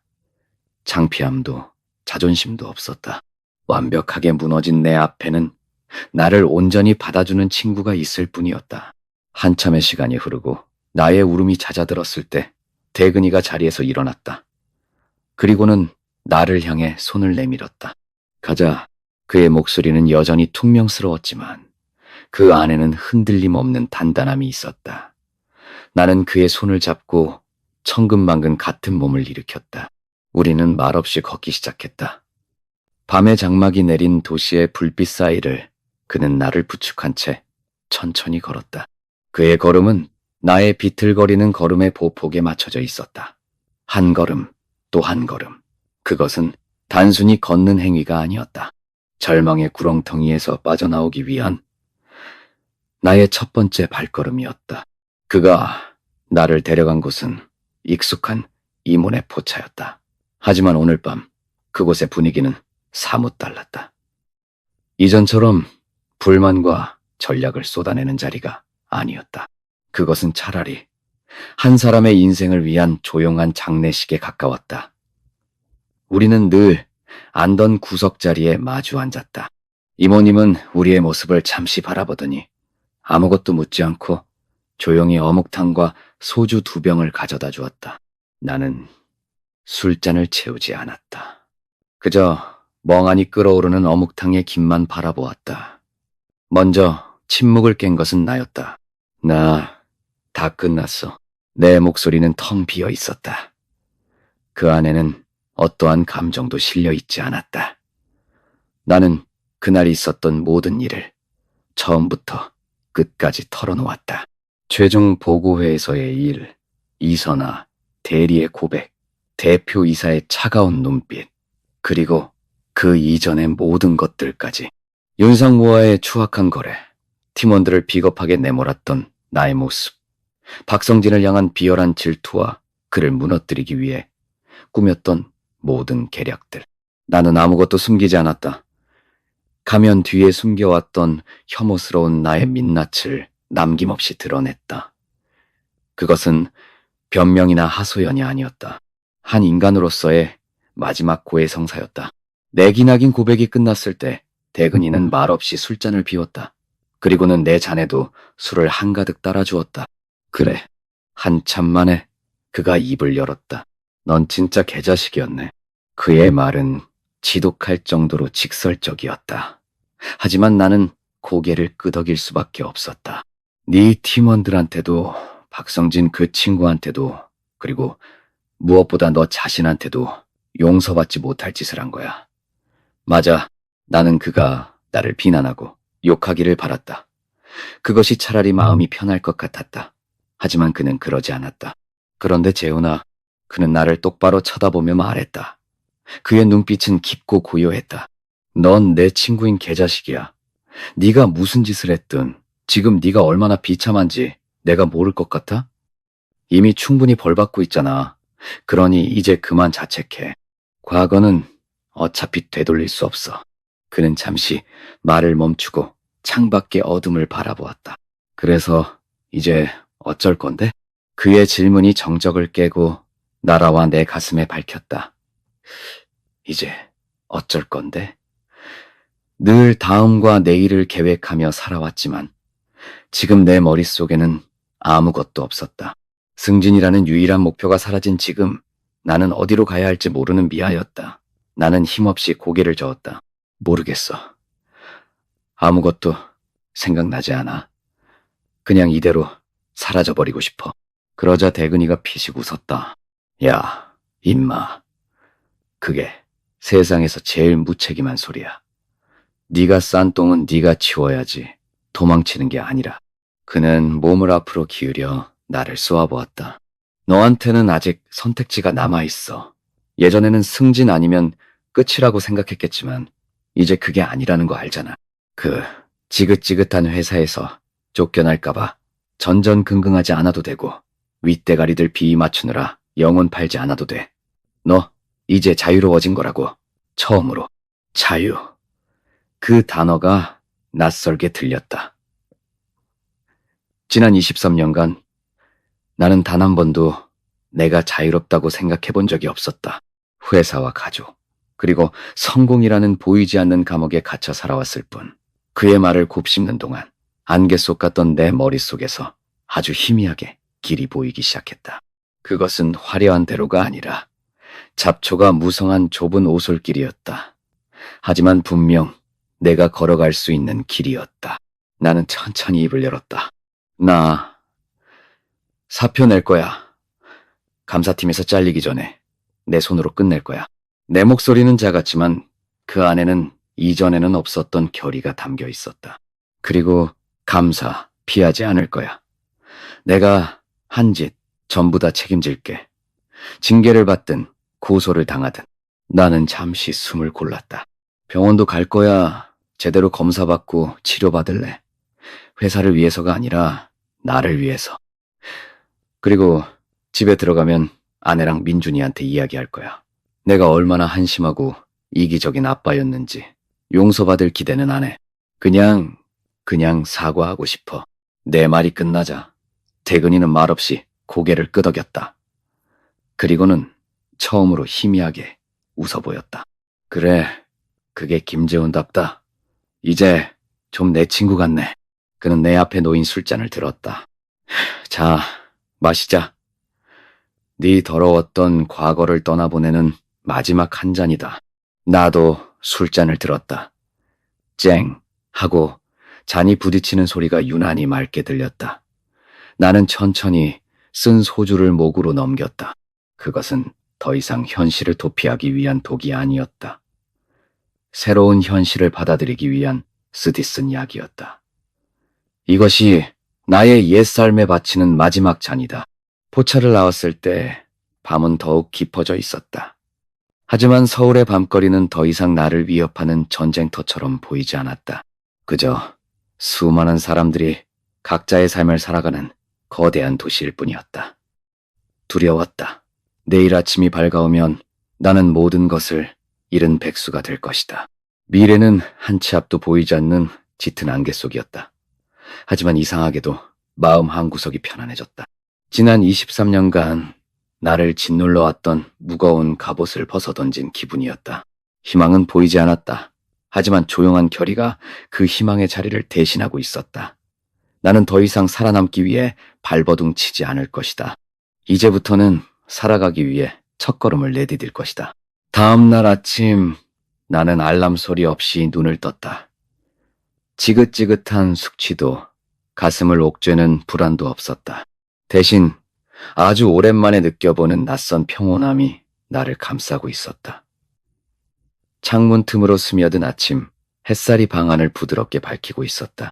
어젯밤 대근과 헤어지고 집에 들어왔을 때 아내와 아들은 이미 잠든 뒤였다. 나는 처음으로 그들의 잠든 얼굴을 한참 동안 가만히 내려다보았다. 미안함과 후회가 파도처럼 밀려왔지만 더 이상 도망치지 않고 그 감정들을 온전히 마주했다. 그것이 내가 치러야 할 죗값의 시작이었다. 나는 옷장에서 가장 편안한 옷을 꺼내 입었다. 지난 23년간 나의 갑옷이자 족쇄였던 양복이 아니었다. 몸에 익은 넥타이를 매는 대신 나는 거울 앞에 서서 내 얼굴을 똑바로 바라보았다. 여전히 초라하고 지친 얼굴이었지만 어제와는 분명히 달랐다.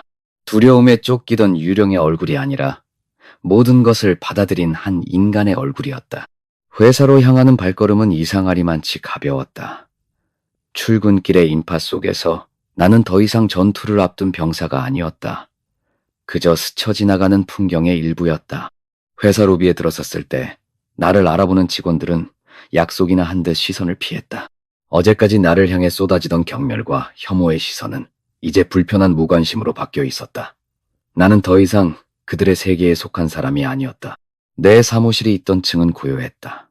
A팀의 해체 이후 팀원들은 다른 부서로 뿔뿔이 흩어졌다고 했다. 나는 내 자리로 걸어갔다. 책상 위는 깨끗하게 치워져 있었지만 한쪽 구석에 작은 메모지가 놓여 있었다. 이선아 대리의 필체였다. 부장님, 저의 선택을 후회하지 않습니다. 부장님께서도 부디 후회 없는 선택을 하시길 바랍니다. 나는 그 메모지를 가만히 손에 쥐었다. 그녀는 나를 원망하는 대신 마지막 순간에 인간으로서의 길을 열어준 셈이었다. 부끄러움에 얼굴이 화끈거렸다. 나는 서랍을 열어 하얀 편지지 한 장과 펜을 꺼냈다. 그리고 한자 정성 들여 사직서를 써내려갔다. 일신상의 사유, 상투적인 문구였지만 그 안에는 나의 지난 23년의 희로애락과 어리석음, 그리고 마지막 참회가 모두 담겨 있었다. 사직서를 품에 넣고 나는 한 사람을 찾아 나섰다. 최 과장이었다. 그는 다른 부서의 구석진 자리에서 시끄러운 소음 속에 파묻힌 채 묵묵히 서류를 정리하고 있었다. 내가 다가가자 그는 화들짝 놀라며 자리에서 일어났다. 그의 눈에는 여전한 두려움과 어색함이 서려 있었다. 부장님, 아니 부장님은 이제... 그는 나를 어떻게 불러야 할지 몰라 말을 흐렸다. 나는 그의 앞에 서서 깊이 허리를 숙였다. 최 과장, 아니 최성우 씨. 나는 처음으로 그의 직급이 아닌 이름을 불렀다. 내가 틀렸었네. 정말 미안했어. 자네에게 몹쓸 짓을 했어. 용서해달라는 말, 할 자격도 없는 거 알아. 그냥 정말 미안했다는 말 꼭 하고 싶었네. 내 진심 어린 사과에 그의 눈시울이 붉어졌다. 그는 아무 말도 하지 못하고 그저 고개만 숙였다. 용서였을까? 아니면 여전한 원망이었을까? 알 수 없었다. 하지만 중요하지 않았다. 내 사과는 그를 위한 것이기 이전에 나 자신을 위한 것이었으니까. 망가진 나를 바로 세우기 위한 첫 번째 수리 과정이었다. 나는 그의 어깨를 한번 가볍게 두드려주고 조용히 돌아섰다. 대표이사 비서실에 사직서를 제출하고 나는 마침내 그 빌딩을 걸어 나왔다. 마지막으로 돌아본 회사는 더 이상 정복해야 할 거대한 성체가 아니었다. 그저 수많은 사람들의 욕망과 꿈, 그리고 좌절이 뒤엉켜 있는 잿빛 건물일 뿐이었다. 회전문을 빠져나오는 순간 쏟아지는 햇살을 온몸으로 받았다. 눈물이 핑 돌았다. 해방감이었다. 지난 23년간 나를 옥죄던 모든 것들로부터의 완벽한 자유. 물론 그 자유의 대가는 혹독했다. 내 손에 남은 것은 아무것도 없었다. 하지만 동시에 모든 것을 새로 시작할 수 있는 빈손이기도 했다. 나는 집으로 향하지 않았다. 대신 내가 며칠 전 실려갔던 병원으로 걸어갔다. 접수 창구 앞에 서서 나는 조금도 망설이지 않고 말했다. 심장내과 진료 예약하고 싶습니다. 가장 빠른 시간으로요. 나를 위한 첫 번째 약속. 내 몸이 보내는 고통의 신호를 더 이상 외면하지 않겠다는 다짐이었다. 그리고 마침내 나는 집으로 향했다. 한낮의 아파트는 조용했다. 현관문 앞에서 나는 몇 번이고 망설였다. 이 문을 열고 들어서면 나는 더 이상 부장 남편, 능력 있는 아빠가 아니다. 그저 모든 것을 잃은 무능한 중년 남자일 뿐이다. 두려웠다. 하지만 나는 도망치지 않았다. 비밀번호를 누르고 문을 열었다. 거실 소파에 앉아 텔레비전을 보던 아내가 나를 보고 깜짝 놀라 자리에서 일어났다. 당신 이 시간에 웬일이야? 회사 안 갔어? 나는 신발을 벗고 그녀의 앞에 똑바로 섰다. 그리고 수없이 연습했던 말을 떨리는 목소리로 내뱉었다. 나 회사 그만뒀어. 아내의 얼굴이 하얗게 굳어졌다. 나는 그녀의 눈을 피하지 않고 말을 이었다. 여보, 미안해. 내가 다 잘못했어. 당신한테도 민준이한테도. 나는 좋은 남편도 좋은 아빠도 아니었어. 그냥 내 욕심만 채우려던 이기적인 놈이었어. 아내는 한동안 아무 말도 하지 못했다. 그녀의 눈빛이 복잡하게 흔들렸다. 분노, 원망, 그리고 아주 희미한 놀라움. 이제 와서 그 말이 무슨 소용이야. 당신 멋대로 다 망쳐놓고. 그녀의 목소리는 차가웠지만 이전처럼 날카롭지는 않았다. 그때 방문이 열리며 아들 민준이가 나왔다. 녀석은 나를 보고는 어색하게 그 자리에 멈춰 섰다. 나는 아들을 향해 시선을 돌렸다. 민준아, 아빠가 미안하다. 내 입에서 그 말이 나오는 순간 아들의 표정이 미세하게 변했다. 늘 나를 권위적이고 어려운 존재로만 여겼을 녀석에게 나의 사과는 분명 큰 충격이었을 것이다. 기나긴 침묵이 흘렀다. 그 침묵 속에서 우리는 서로의 얼굴을 제대로 마주 보았다. 아주 오랜만에. 물론 나의 사과 한마디로 지난 세월의 깊은 골이 메워질 리는 없었다. 앞으로 아주 오랜 시간 동안 나는 나의 잘못을 증명하고 신뢰를 되찾기 위해 노력해야 할 것이다. 그들이 나를 용서하지 않을 수도 있다. 그래도 괜찮았다. 그것 또한 내가 감당해야 할 몫이니까. 그날 저녁 나는 홀로 동네 공원 벤치에 앉아 있었다. 저녁 식사는 어색한 침묵 속에서 끝났다. 하지만 그것은 이전의 냉랭한 침묵과는 달랐다. 회론, 무언가 아주 작은 변화가 시작되고 있음을 알 수 있는 낯선 무게감의 침묵이었다. 나는 벤치에 앉아 내가 평생을 신념처럼 붙들고 살았던 문장을 떠올렸다. 강한 놈이 살아남는 것이 아니라 살아남는 놈이 강한 것이다. 나는 이제 그 말의 진짜 의미를 알 것 같았다. 회사라는 정글에서 이빨을 드러내고 수단과 방법을 가리지 않고 살아남는 것이 강한 것이 아니었다. 진짜 강한 것은 모든 것이 무너진 폐허 위에서도 다시 일어서는 힘이었다. 자신의 잘못을 인정하고 상처받은 이들에게 용서를 구하고 어떤 결과든 감당하겠다고 결심하는 용기였다. 그리고 무엇보다 살아남기 위해 발버둥 치는 서바이벌이 아니라 하루하루의 의미를 찾아가는 삶을 살아내는 것. 그것이 진짜 강함이었다. 미래는 여전히 두렵고 막막하다. 나는 이제 아무것도 가진 것이 없는 47의 실업자다. 하지만 나는 더 이상 쫓기지 않는다. 나는 이제 비로소 내 두 발로 나의 길을 걸어갈 것이다. 그것이 비록 느리고 힘들고 초라한 길일지라도 하늘에는 별이 하나둘씩 떠오르고 있었다. 나는 그 별들을 바라보며 아주 오랜만에 평온한 숨을 내쉬었다. 살아남는 것이 아니라 이제부터는 살아내야 할 시간이었다.